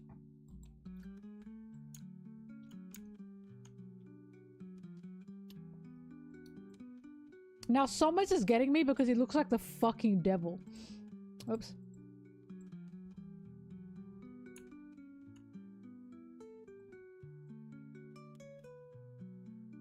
Somers and Gaban are definitely meant to complement each other. They are definitely supposed to complement each other. But the glass, he looks like the devil. Like, holy shit.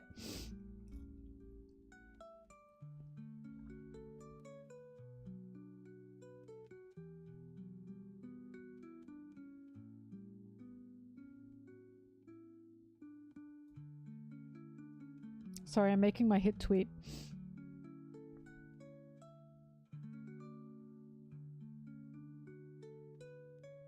I'm not even going to imply any, like say anything specific. I'm just going to be like scratching my chin so people can make up for themselves what I'm trying to say.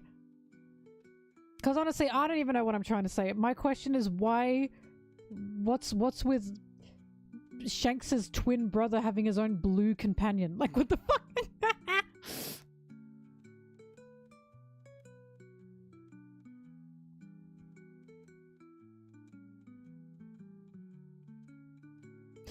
In Oh, I bet Shanks listens to that song. I would make you stay. Ba ba ba ba ba ba ba. The one that got away. He listens to that and cries.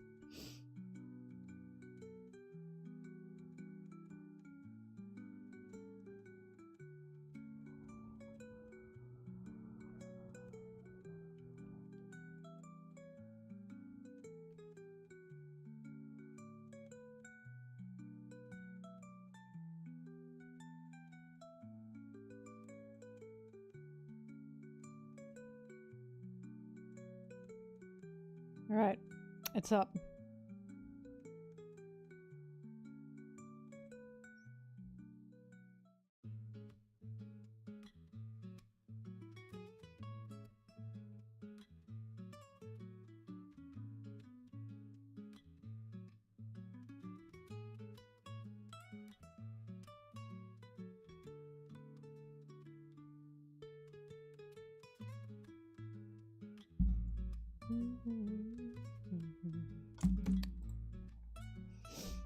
Killing him looks really good. Really, really, really good.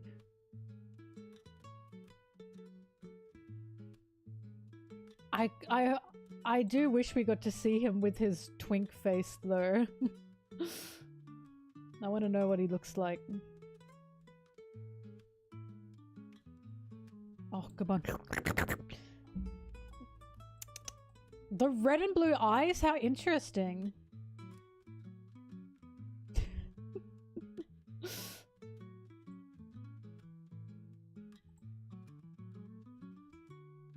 Wait, the cape is blue on the top and red on the— am I seeing this right? Ah! What is happening? Is the buggy blue meant to follow just these guys around? Oh, am I gonna find out their fucking dad had a blue wife? Like, am I gonna find out that what's his fucking name? Figurland, fella Figurland. What the hell? Am I gonna find out Daddy Figurland's wife was blue?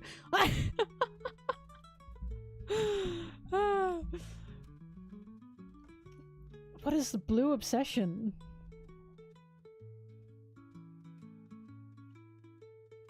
Sorry, Garling, yeah. Figurland fartling.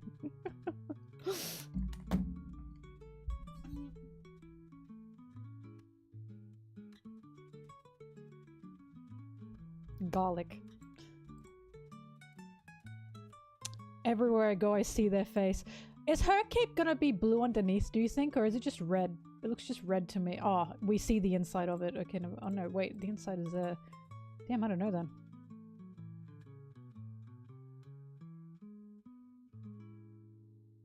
Look at his little finger, his pinky finger. What a gentleman. God, he's really attractive. Oh! I am afraid I really like an attractive villain, so... Oh well. Oh well. I know he's a bad person. I like it! Yeah! Ooh. Oh, thank you for this. Oh, Ramen Fist! Thank you.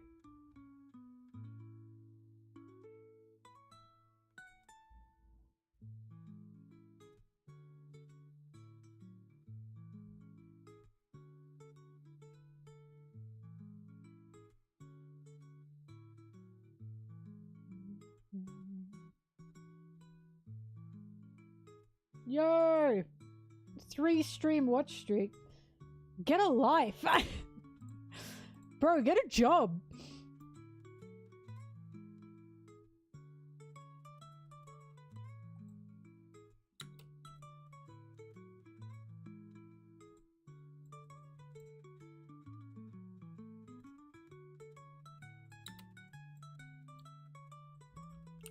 Quit supporting me. That is so funny. I want a blue person too.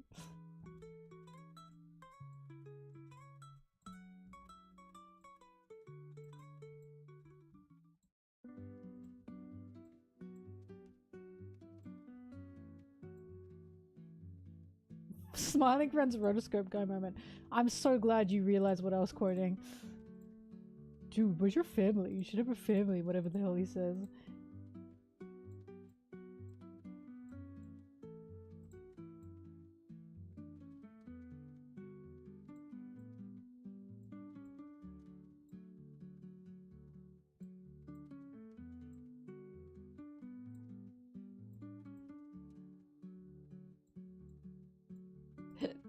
Eh.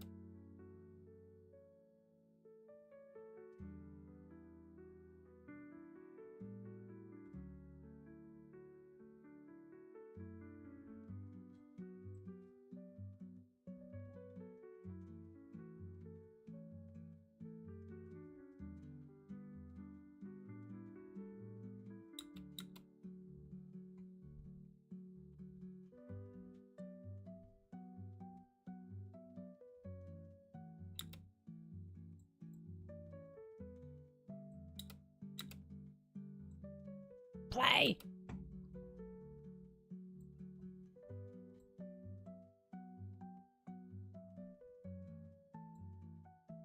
Law's hair is blue. Law's hair has a blue tint. Law's hair has a blue tint, and he also has tint gold eyes. Those are harder to see though.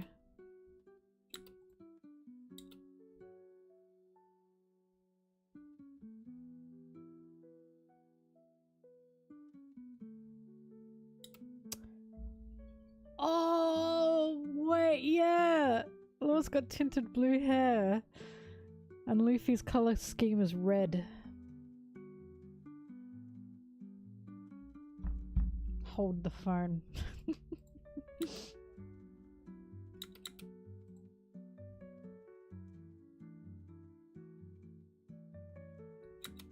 Kid and Law are doomed, Yowie? Actually, no, that's true as well.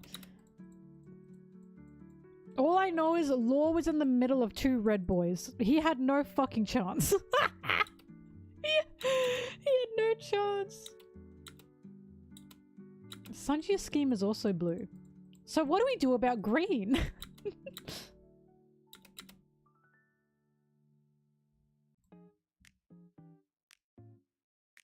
The Sanji tax hits and strikes again. Which law do you like more, Subverted Law or Timeskip Law? Obviously Timeskip Law. I think people who like pre-Timeskip Law are just... I think they liked the mystery. I think, like, you know what I mean? He dressed worse. He was slimy. We didn't know much about him. I just think they like the mystery.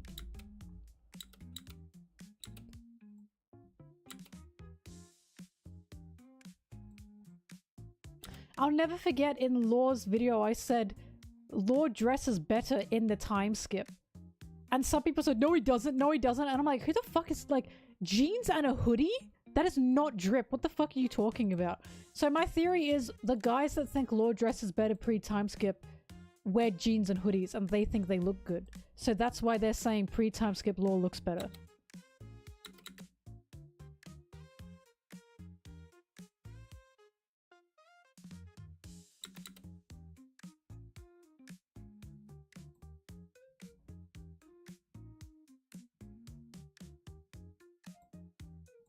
His hat was also stupider. He had like a bowl hat. What a stupid hat! His hat looks so much better now.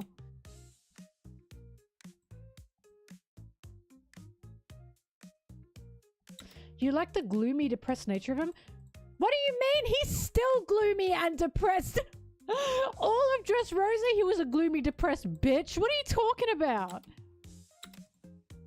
He's, in fact, in my opinion, more gloomy and depressed in the time skip. Pre-time skip, he just had, like, eye bags, but he still has them. Pre-time Howdy skipped, do, he boys. seemed like he had more confidence. He seemed like a confident guy pre-time skip, so I didn't like him much. Then I found out, oh, he's actually insanely insecure and insanely compensating and insanely broken and fucked up. And then I went, oh, I like him a lot more now. I didn't give a fuck about him pre-time skip.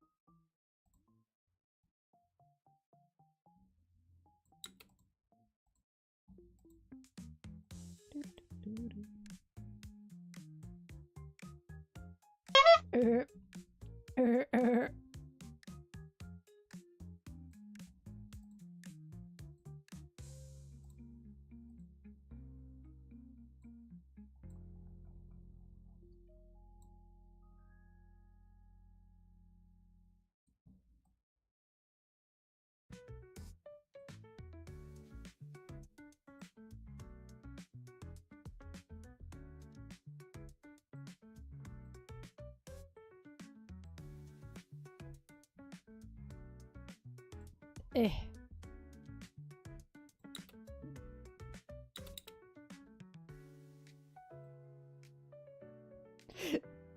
Howdy do, boys.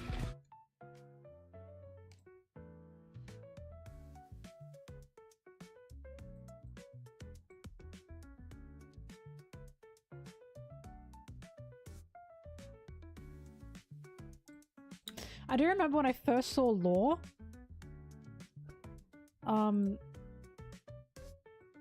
I was confused because I knew Law was One Piece's sexy man. And in Saboti pre-time skip, I was like, this guy? What the fuck? I was like, I was just lost. And I was like, I chalked it up to this must be a straight woman thing. So I don't get it. Then I got to the time skip and we got to Punk Hazard. And then Punk Hazard had him just made fun of relentlessly. And then Dressrosa had him just beaten around relentlessly. And I went, I get it. I get it. I see it now. I was like, yep, okay, I understand.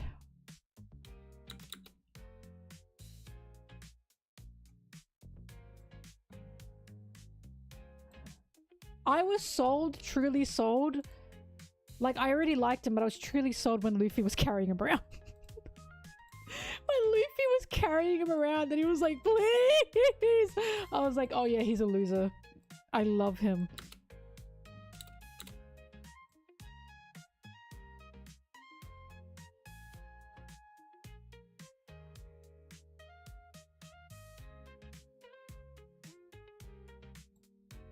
Oh, and also how Lord's just such a fucking loser. When he was like to Luffy, we're not friends anymore. We're not allies.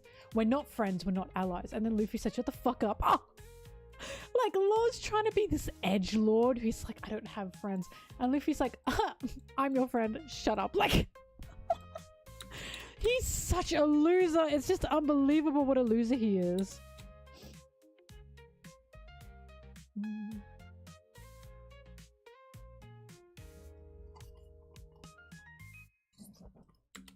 The best written princess that needs to be saved in One Piece is Sanji. Thank you very much.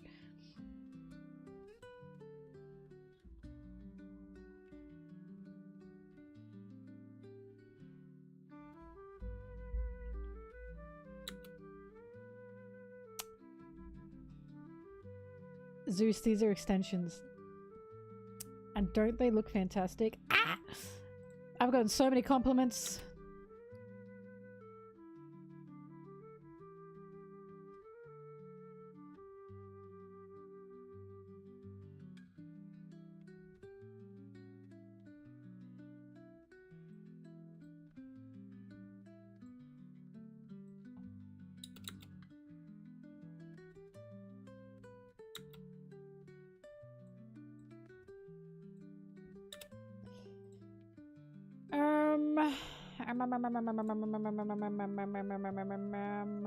What chapter?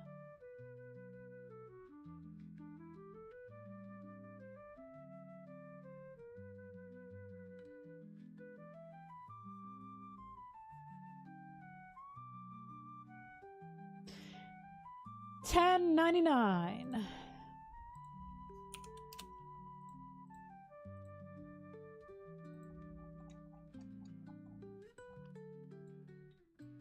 In another life, I would make you stay.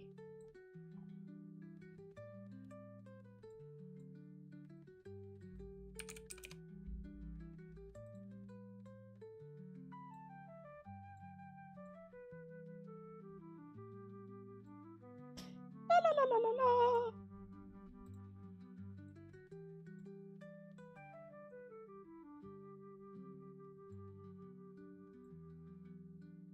By the way, what do we think of this, guys? I said that in my opinion, Vegapunk is an example of someone who had faith in the system, gave to the system, and it basically turned on him, ruined him, chewed him up, spat him out. Some people are saying, no, like Garp, exactly, because there's a reason Garp is part of the Egghead story. Some people disagreed with that and said, no, they think Vegapunk didn't have any faith in the system. He was actually against the system, he just basically needed the resources and the money. What do we think there? Because of course, I'm open to any kind of opinion here. But I always read it as Vegapunk had faith in the good the system could do. In the same way, Garp has faith in the good the Marines can do. Right?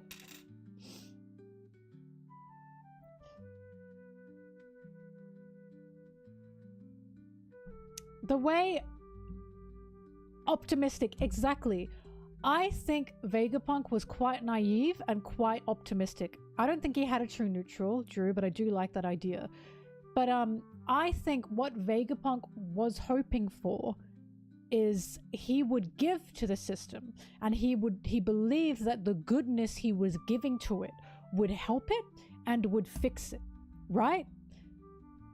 But at the end of the day, it took his goodness, it took the things that he wanted to improve and progress on, and destroyed it. And the reason I have this opinion is because he was shocked at Saturn's action. He was shocked at Saturn's violence. He literally yelled at Saturn, "Why are you scared of progress?" He truly thought the system he worked under and gave to would prioritize progress, scientific progress for a better future, right? I think he truly thought it would. But at the end of the day, it didn't. It wanted to interrupt progress and destroy progress, and it wanted to use Vegapunk's own progress to remove a future, basically. And I always say that Vegapunk would not have had that reaction. I always say. I say Vegapunk would not have had that reaction he had to Saturn. Would not have been shocked at Saturn turning on him, or the world government not wanting him anymore, basically, or wanting his inventions anymore, if he didn't have some faith, right? Well, this is exactly why I brought up Oppenheimer. What about O'Hara? Did he see that and stay naive? Well, see, I think he did. I think he did. I think he saw the destruction the world government was doing, and he thought, but my goodness can help this, in the same way Garp is doing. Basically, these are people with individual ideas and individual goodness and good doings, right? And they think me existing with goodness can fix this whole thing.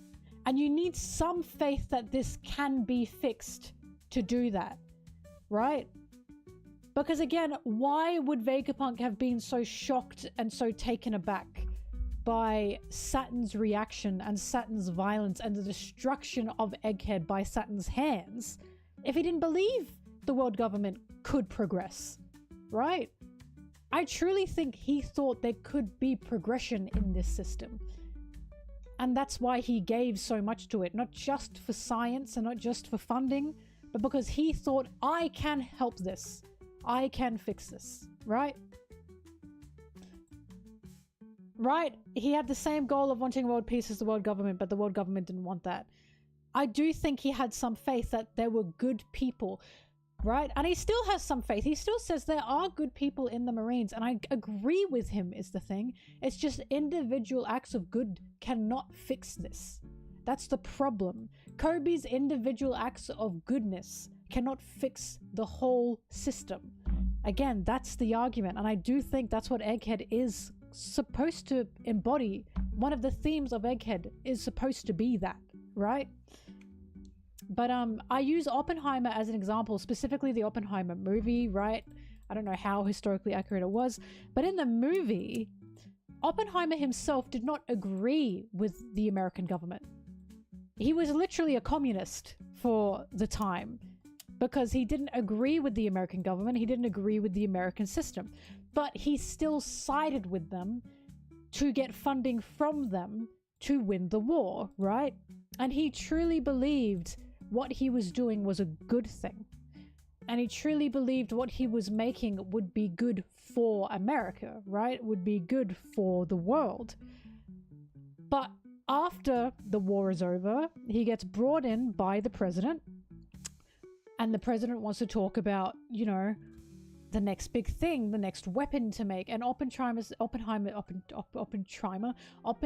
is trying to tell him, no, we need regulations now. We need, like, to discuss to the world how dangerous this is and how we can't be using this anymore. We need a total ban on nuclear stuff, blah, blah, blah. And they kick him out. They kick him out because that's not what they wanted to hear. They wanted this scientist to make more disgusting things for them, more weaponry for them, more global destruction for them. And he said no. And they kicked him out. And then he rallied for the rest of his life against nuclear weaponry, you know? He made the bomb for his own ego. He did. Again, I'm talking about the movie. He also made the bomb for his own ego, but he was also of a belief that this was a good thing. He would literally talk about the peace that he could get from making this thing. And he did truly believe giving this in the hands of the American government, that would be fine. And then he faced the consequences of that because they kicked him out and they stopped listening to him. Like, I'm talking about the movie specifically. And that's exactly what happened to Vegapunk. That is exactly what happened to him. He was making things with the belief of this will be good for the world. And it just wasn't. Because the people he gave it to ruined it. You know, totally ruined him. And again, you need some faith that what you're making, for who you're making it for, will you be using this for goodness, you know? Like, he was totally taken aback by how it was chewed up and spat out. Which is why I'm like, Oda is insane for the foresight of creating a character like Vegapunk the same year the movie Oppenheimer comes out.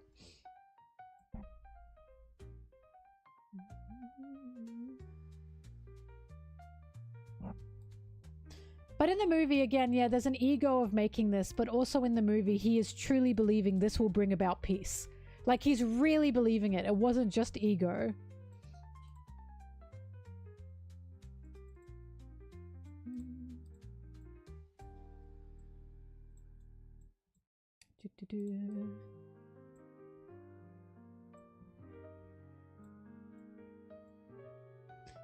But I love using, like, Oppenheimer coming out made my job so much easier. Because I could just say, when people would ask about Vegapunk, I could just say, have you seen Oppenheimer? It was just crazy.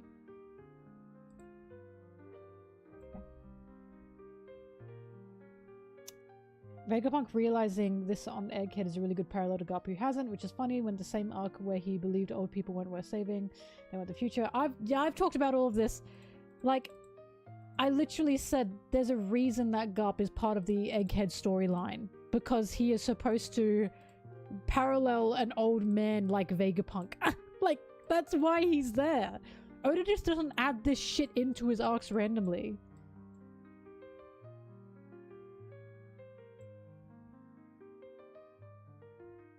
$10.99 official 2.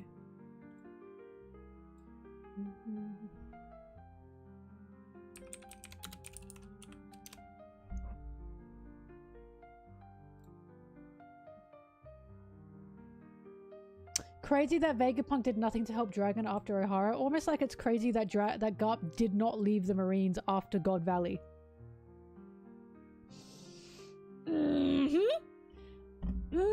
Dragon had these two willful, ambitious people putting their energy in the wrong places, and he's the only motherfucker that did anything about it. Oh, God.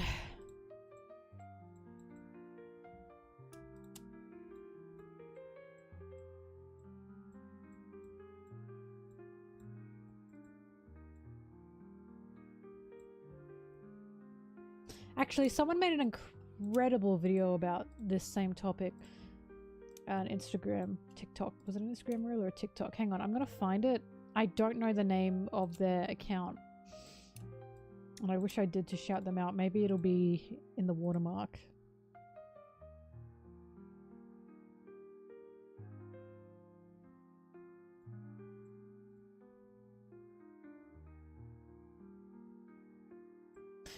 I'm gonna be honest with you, Garp helping his son at least a little is in the exact same area as, well, Garp helped Luffy and Marineford. Unless Garp is genuinely a double agent, which again, I don't think he is, because he's not smart enough for that, and he's stubborn. So what if he helped his son a little? He's still a Marine and still serving the Marines. Especially after seeing Marines quit because of what they've seen. Right? Because of who they wanted to help. So fucking what if Garp maybe I say, helped his son a little? How much is that really going to do in the long run? Garp possibly helping Dragon a little and still being a Marine is the exact same as people saying, well, Garp helped Luffy and Marineford. And the help was just letting Luffy punch him once.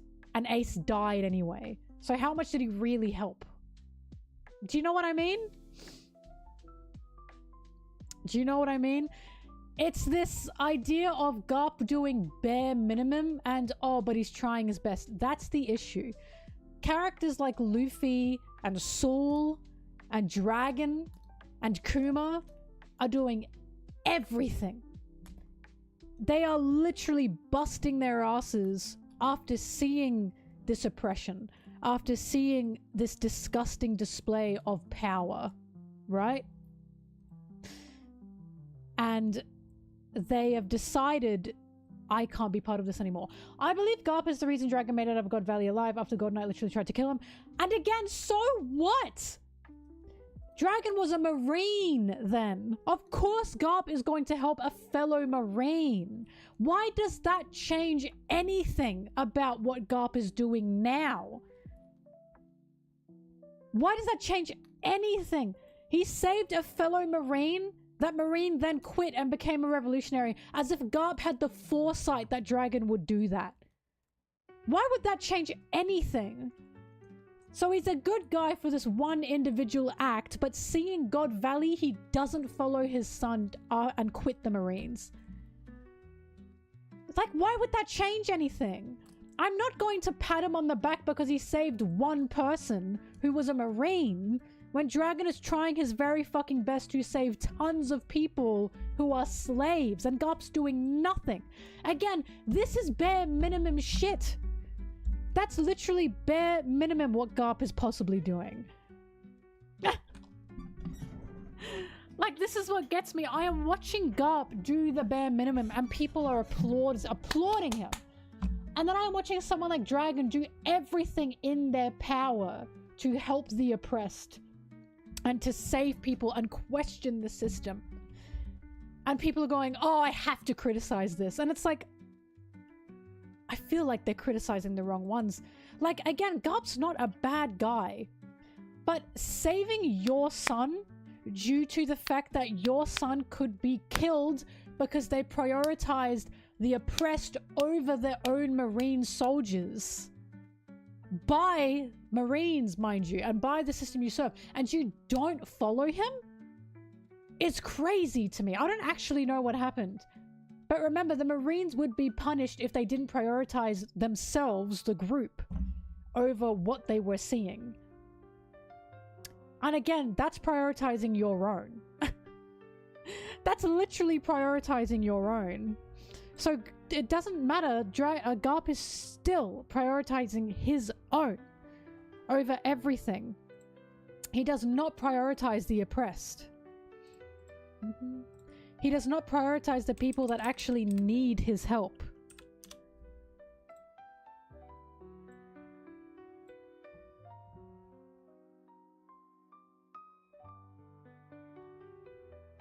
There must be a reason why God believes Marines can do better and stay to train new generation. I have your reason. In my opinion, it's stubbornness. It's stubbornness. It's propaganda.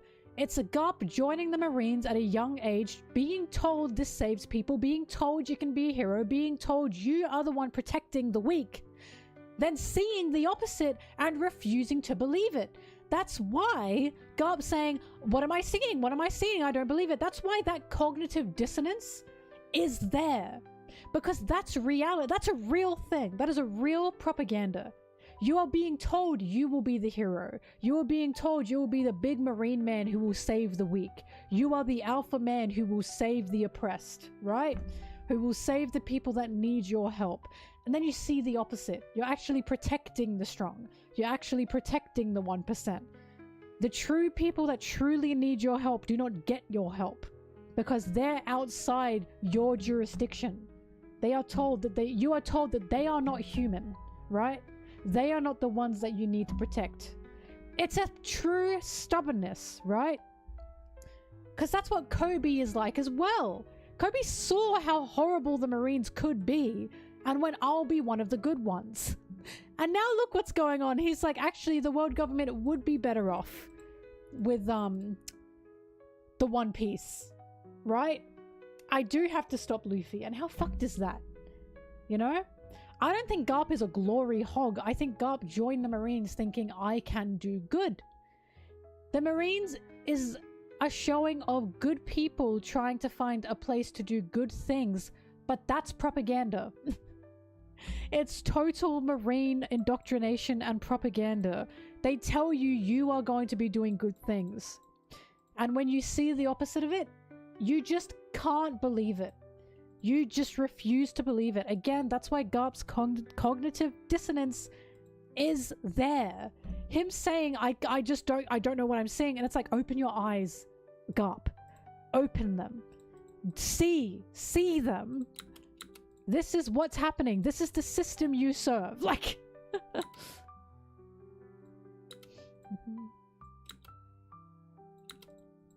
Who knows, maybe there's a huge reason why Garp joined the Marines. Maybe pirates did horrible, horrible things to him. I don't know. Or maybe, like many Marines, he was told, like everyone else, pirates are bad. Maybe pirates didn't personally do anything to him. Maybe he was just told that pirates are bad. In the same way, tons of the Marines are told pirates are bad. Pirates are the villains, because that was world government propaganda. That was the push of world government ideology. We are the good guys, they are the bad guys, this is justice.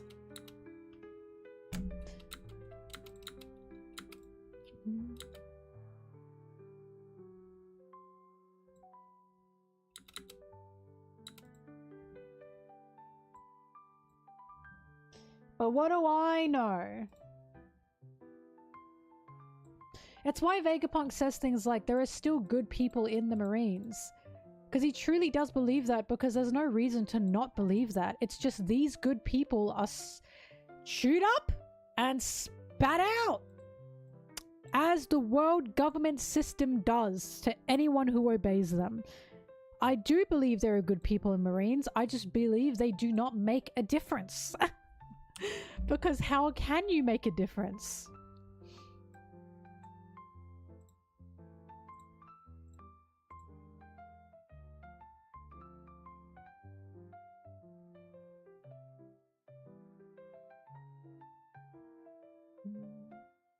Hesitation is weakness. Could that further show his inability to hesitate or rethink his foundational beliefs? Yep. I think it very much could. Like, my theory for Garp being in the Marines is he truly does believe in this justice system. He believes in the justice of the Marines, and Dragon doesn't. And the reason Garp is where he is because he is stubborn. He wants to prove his son wrong. He wants to prove to his son, I've picked the right path. The path that you were on with me was the right one. You've now gone against it, and I must show you why you're wrong. I really do think that might be the case.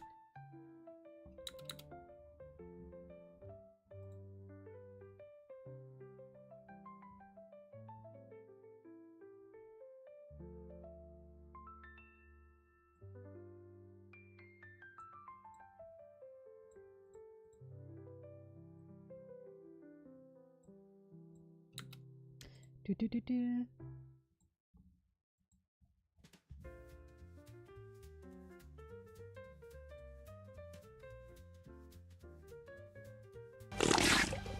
Thank you, QB. Some support. I finally understand why the 5 elders are elderly people. Old people in power yelling at kids how to live life. QB, when I first read One Piece and I found out and I read it and the powers of the world were like 5 old men, I fucking laughed.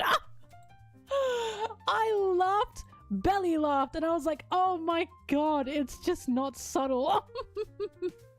It's just not subtle at all.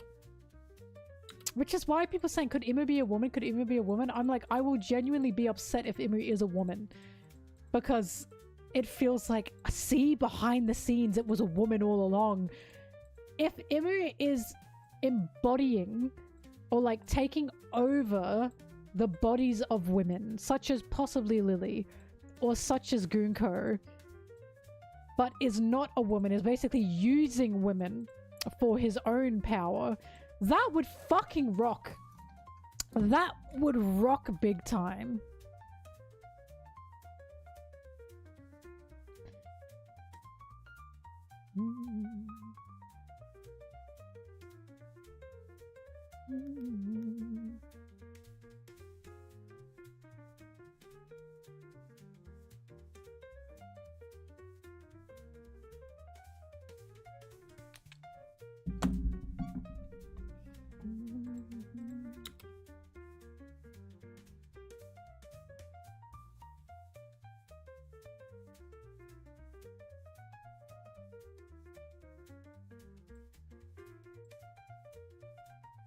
So since Sengoku, he's a fucking bum.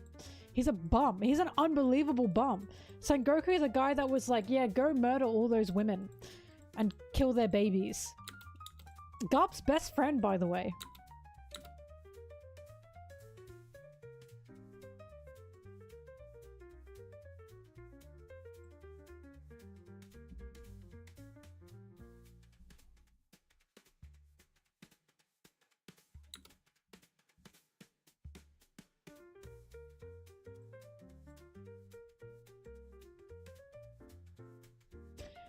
I still think what Garp said about the Giants was disgusting, and I still do not believe people don't consider that in the way I do. Because I thought the way he was thinking was so wrong. Hang on, I'm pulling it up. I'm finding it again.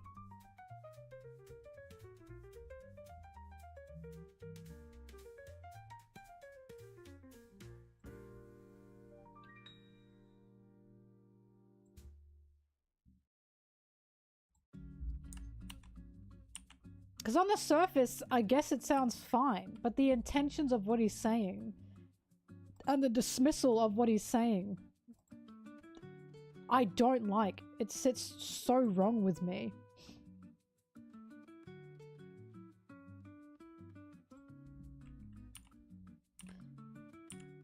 Let me pull it up. I'm looking for the page so I quote it properly.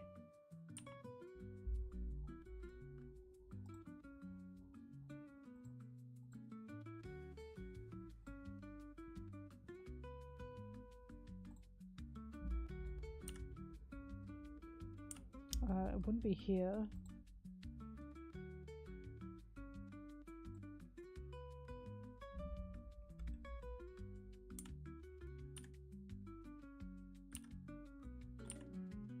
It's not here.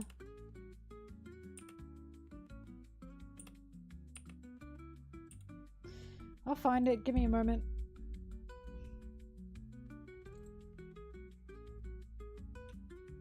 It's not here.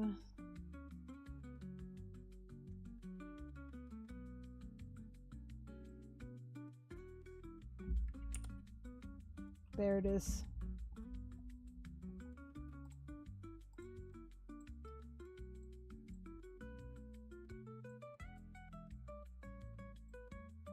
This page.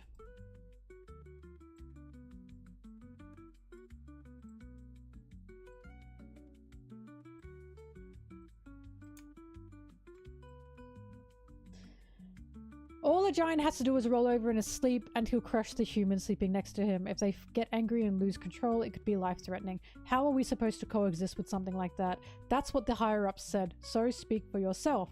Isn't that a good thing for the Navy to have, though? Harold's an honest, well-meaning man. He wants to change Elbaf's history. Rumor says that Rox has been trying to win him over. If he joins their crew, even the Navy might not be able to stop them.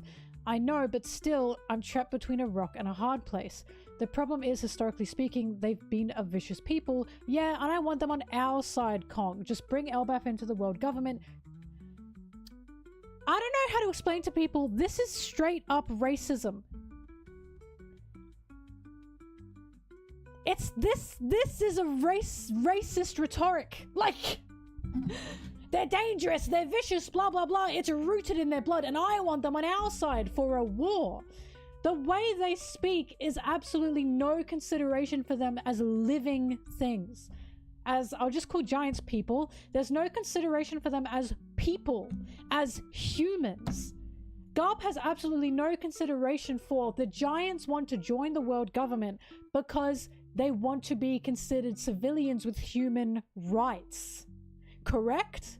Garp's not fucking thinking about that. He's thinking they're violent people.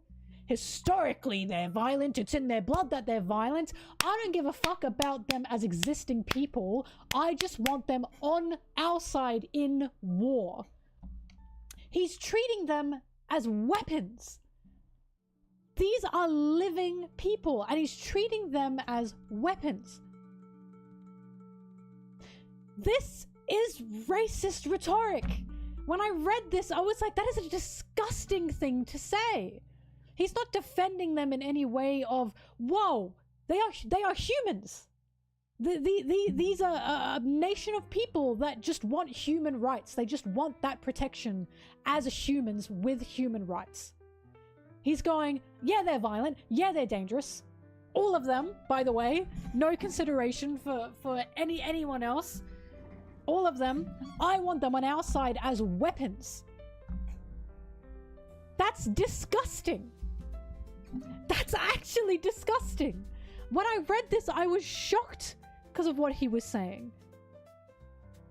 There's like nothing here regarding what about the fact that they just want to exist. The only thing Garp sees giants for is how useful they are. He's not thinking about making friends or allies or a better tomorrow or withholding hands. He's thinking, I see them as weapons. I see their usefulness in war. This is not progressive. This is not progressive. This is not good. This is not allyship. This is, I want them as weaponry, as soldiers. And this is how I know people don't read, because people are telling me in the chat, people saw Garp saying this is a good thing. What Sengoku is saying is a good thing. Here, Harold's an honest, well-meaning man. He wants to change Elbaf's history. Sengoku is being more reasonable than Garp here. I don't even think Sengoku is a good guy, mind you. So it's like, I remember reading this and going, Garp is not considering anyone for existing. He's only considering them for usefulness in a war. This is the opposite of what Luffy does, by the way. This is the total opposite of what Luffy does. This is why it is so important to me that Luffy didn't see the abilities of his crew before wanting them. When he wanted Sanji on his crew, it had fucking nothing to do with the fact Sanji could fight or the fact Sanji could cook. It had the fact to do that Sanji had a kind heart. Same with Zoro. Luffy didn't know about the rumors. He wasn't even thinking about the rumors. Zoro was tied up. He didn't see Zoro fight anyone. But what he did see was Zoro try to help a little girl. And he said, I want that guy on my crew. Luffy's the exact opposite. Luffy likes and admires people from their heart. From who they are and who they want to be. Not because, oh, they're big, powerful fucking weapons. I want them on my side. Like, can you believe this? This whole conversation just reeks of racism. It reeks of racism. And I cannot believe people can't see that. I really can't believe people can't see that. Because then what do we see? We see, they're talking about rocks. They're talking about rocks. He's trying to get pirates on his side. What's actually happening? Rocks is befriending Harold because he likes him. Right? Rocks is befriending Harold because he likes him. He wants to be friends with him. He's not even thinking about Harold being on his side. He's upset at what he's seeing Harold doing. But he's good friends with Harold. A big cap on your part. Luffy heard about Zoro from Kobe and wanted him on his crew from the rumor he heard about him. No, Drew, he wanted to see him. He literally said, I will see Zoro and decide for myself if I want him on my crew. Drew, you're wrong. He didn't believe in the rumors. Kobe kept telling about the rumors. Luffy didn't believe in the rumors. Luffy doesn't consider people based on rumors. He considers people based on what he sees. But he did say to Kobe, he did say to Kobe, well, I'll go check him out myself. And if I like him, I like him. It had nothing to do with the rumors. He just wanted to see Zoro. And he decided Zoro has a good heart. I'll take Zoro on. I disagree. I don't think Harold wants to use Rox in some way. I think people think that because they believe Rox is a bad guy. I think the things that people are thinking of Rox, the negative connotations around Rox, still is from the fact people are still believing that Rox is a bad guy. I don't see anything from Rox implying that he wants to use the Giants. I think he wanted to talk to them, but ultimately it's the Giants' option, an opinion on if they want to side with Harold. Harold is not forcing the Giants to do anything, right? And we can see that that Rox is ultimately upset at what Harold is doing because he knows Harold is being used. He knows there is no better tomorrow for the Giants if they side with the world government. He's seen it with his own eyes. He did originally say, oh, he needed Harold, and then what happened? He befriended him. Right? He originally did want Harold for a selfish intent, and that totally changed. Right? There is absolutely nothing in Harold and Rox's relationship currently that indicates that he wants to use him. They are now friends. It reminds me of Law and Luffy. Law originally did want to use Luffy to take down Doflamingo. And what happened? A friendship bloomed because of that. That's what it feels like to me. And that's exactly what has happened between Harold and Rox.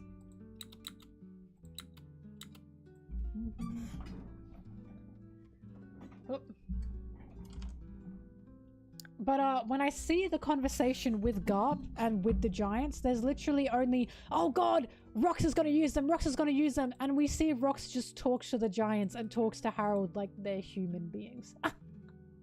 And it's like, I don't know about that one.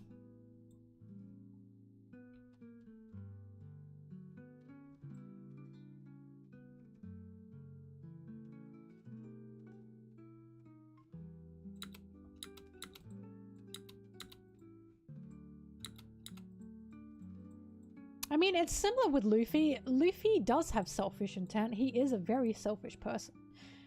But, he only has people come on his crew who he likes, right? Like, Luffy knows he needs a crew to get to the One Piece. He knows he needs people to help him with his dream. But it's a give and take, isn't it?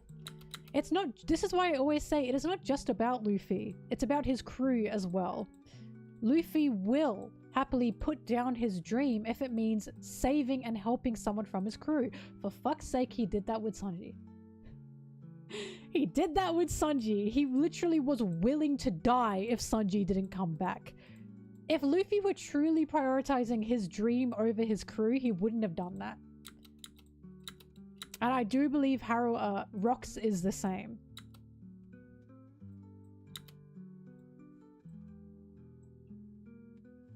And with Robin. Yep. And with Nami.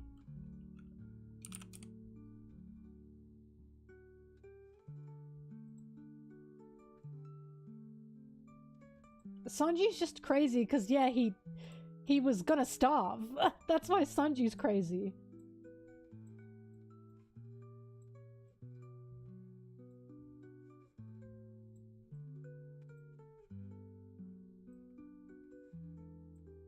And with Brooke, all of that, all of that.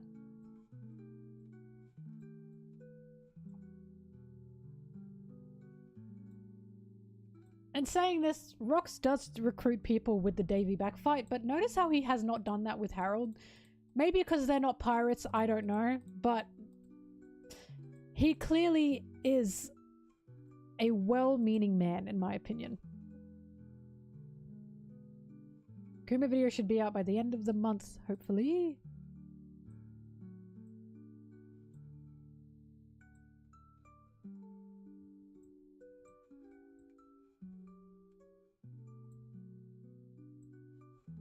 But yeah, I just cannot believe I read that conversation with Garp and no one else, because this is why people say I have a bias against Garp, I have a bias against Garp, I'm going to say he's bad no matter what.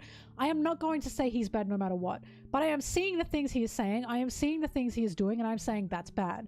And then people turn around and say to me, oh, you just don't like him so you think that's bad. And then I'm tearing my fucking hair out and I'm like, how can you not see that what is happening here, what he's doing is weird and kind of gross. Like, this is not because I just hate Garp.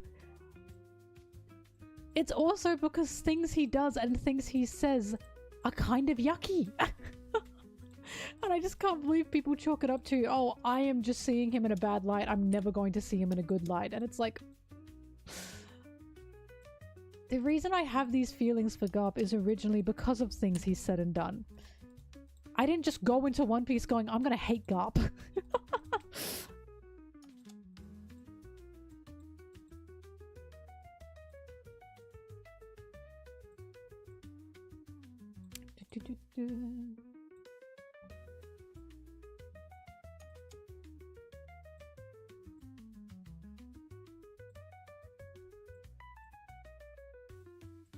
Oh, wait.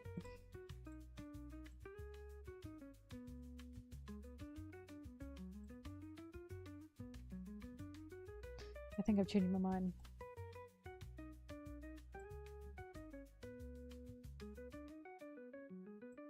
I honestly can't believe a lot of people, this is why One Piece being a shonen is so...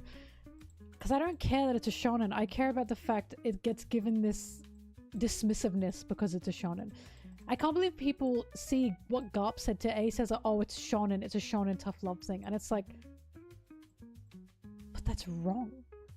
Because we are literally being shown what, in my opinion, is Garp's regret for saying that to Ace. Along with the fact that Luffy said the opposite to Ace. And said, no, I love that you're alive. I want you to be alive. And how that helped him. Like, in my opinion, what we are seeing with what Garp told Ace is Garp regretting that. Because perhaps he's thinking, is what I said the reason he's on this path? Which is probably true to an extent, right? Which is crazy.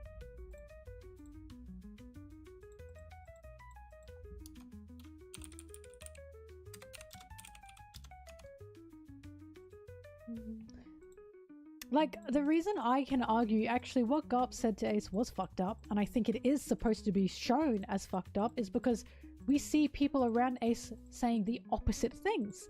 We see people around Ace simply loving Ace for existing, such as Luffy, such as Whitebeard. Think of how much shit Ace did to Whitebeard. How much shit Ace did to Whitebeard, right? And Whitebeard still said, "You're my son and I love you." Meanwhile, you have Garp going, "Well, you're gonna have to prove it.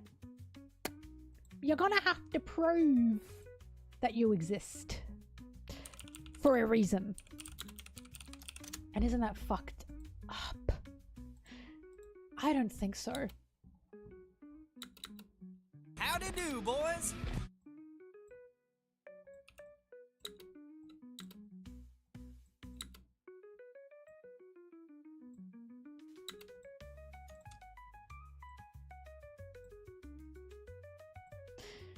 You know, the funniest thing is that thing that Garp said to Ace was also a flashback of when Ace said to Garp, "Should I be alive?" And Garp said, "Well, you're gonna have to prove it." And then we cut to this horrid look on Garp's face that I could only describe as some kind of despair. And it's like, if that was truly something that helped Ace, why in the world are we getting it in this format? Why are we getting it in this format of Garp thinking about it and seeming to feel regret?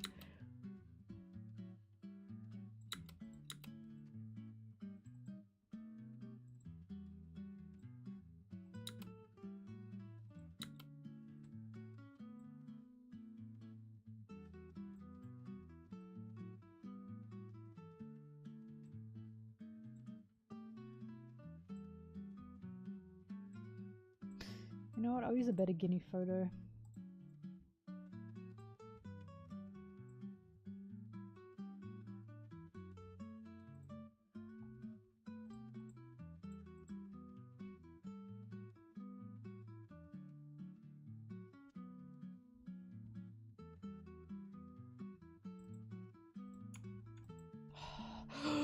This line just gave me shivers. Fuck.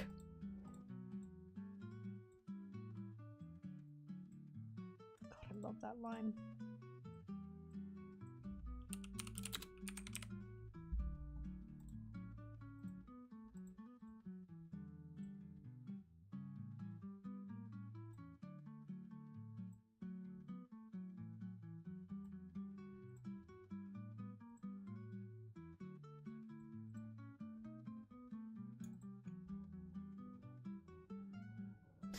Maybe I should use this. I'm trying to find a good Ivankov image to use, but I think that might be a good one.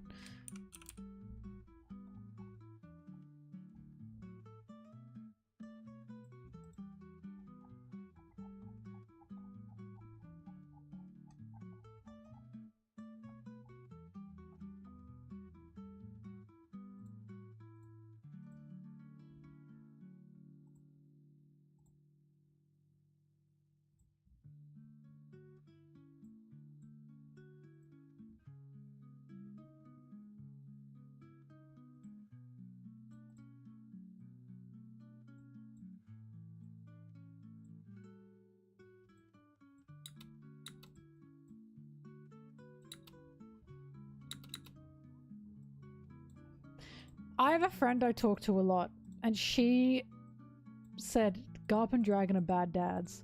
And I went, "What did you say about Dragon?" And she went, "Well, he was never there, never there." And I said, "Hold on! Dragon had no choice!"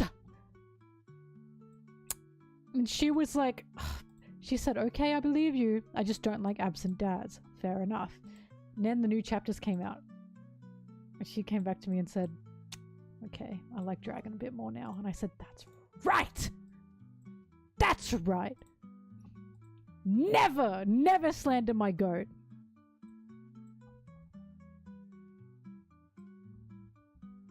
No one will be slandering Dragon on my watch. Not on my watch. Not on my watch.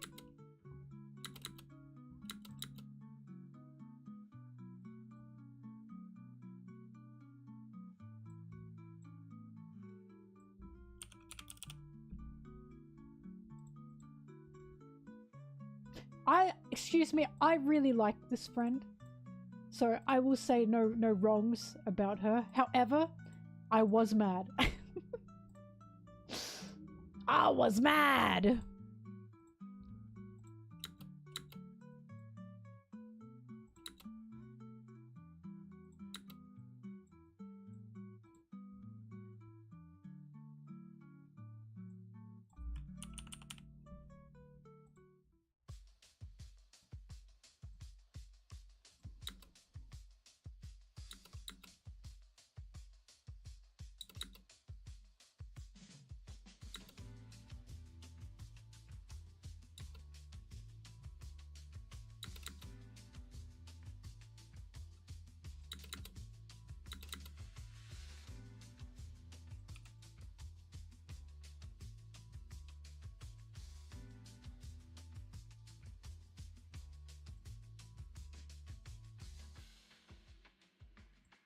I always think about how Oda was clearly tired of it.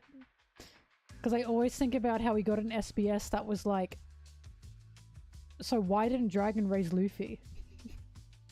And Oda was like, think about it. The most wanted man in the world. Like, raising his own kid. He was tired, man. It's a matter of reading comprehension. Fuck, that's still funny. Again, I don't know this guy personally, this author personally, but sometimes it feels like Oda's reaching that age where he's like, I'm fucking tired. Like, he's doubling down on what his story means.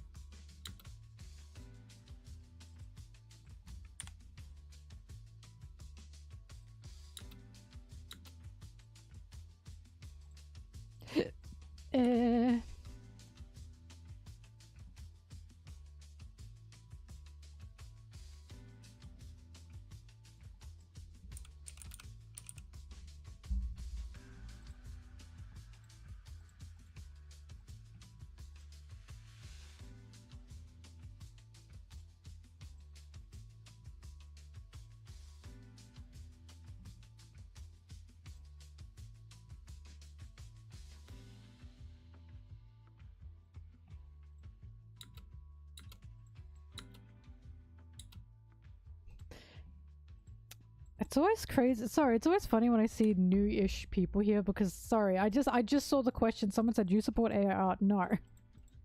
I have gone on rants about how much I fucking hate that shit. But I guess that was some time ago. But most people here know. No, fuck that.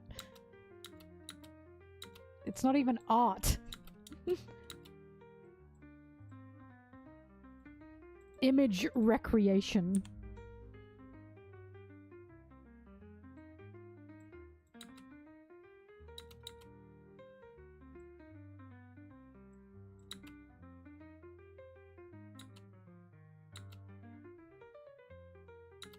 I did actually, just earlier this stream, didn't I? I did! I was joking about how I could take down big AI.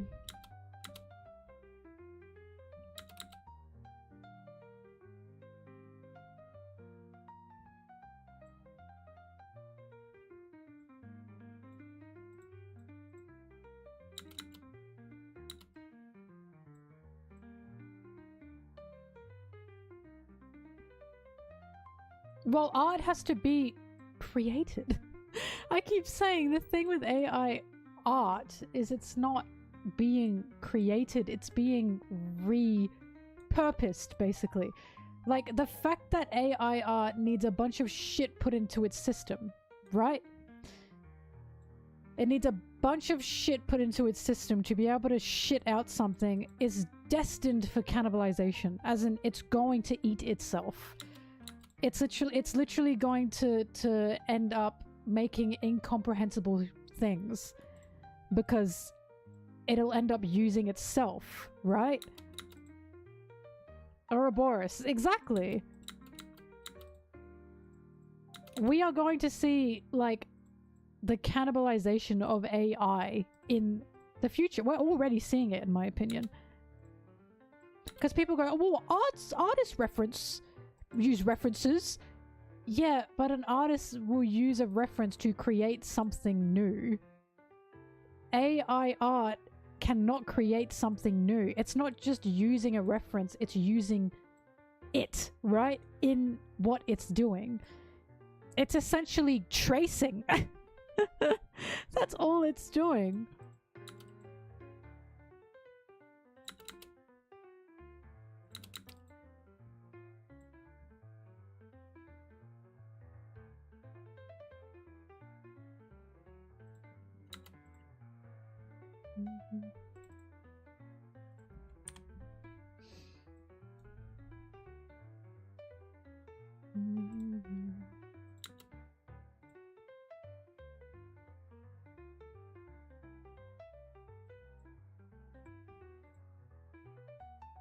This music is so jazzy. Oh, I gotta go soon.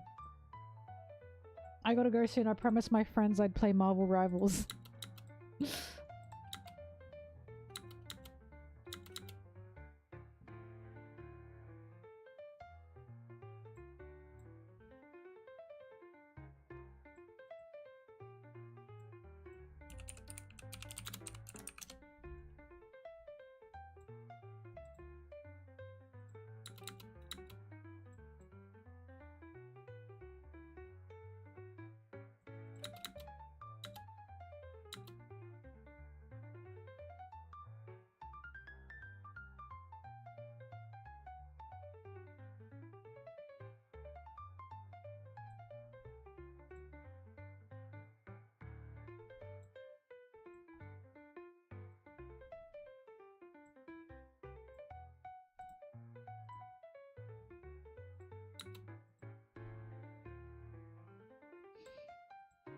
I main Loki on Rivals, but I have started trying out Angela, Cloak and Dagger, and Star-Lord. And they're really fun. Angela!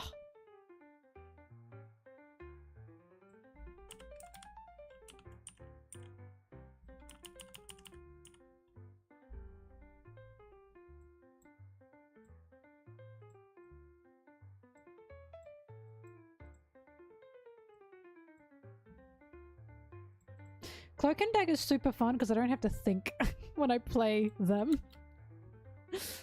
It's really soothing. It's so oddly soothing to play Cloak and Dagger. When I play Loki, it's like, I'm scrumming.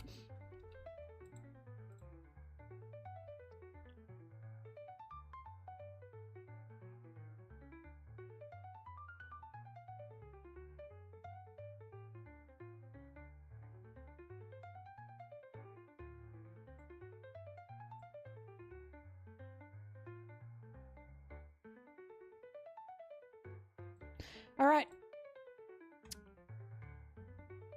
I've got about 4 minutes of this video left. I'm done for the day.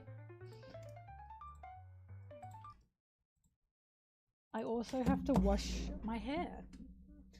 And you can imagine what a process that is. So, yeah. Sorry for jumping early. I will not be streaming tomorrow. Or the day after. We'll find out. But I will be back eventually to continue, okay? I've got events on, but these events are good. These events are big. There is a friend in town. And you will see who the friend is. So until then, just wait. Just wait for me. All right, I'm getting in my box.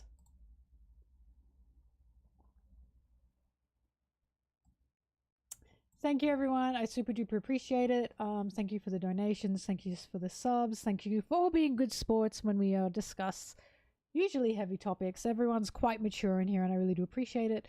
And I will see you guys when I see you guys. So thanks, everyone. Bye-bye. Bye-bye, bye-bye, bye-bye, bye-bye, bye-bye, bye. Bye.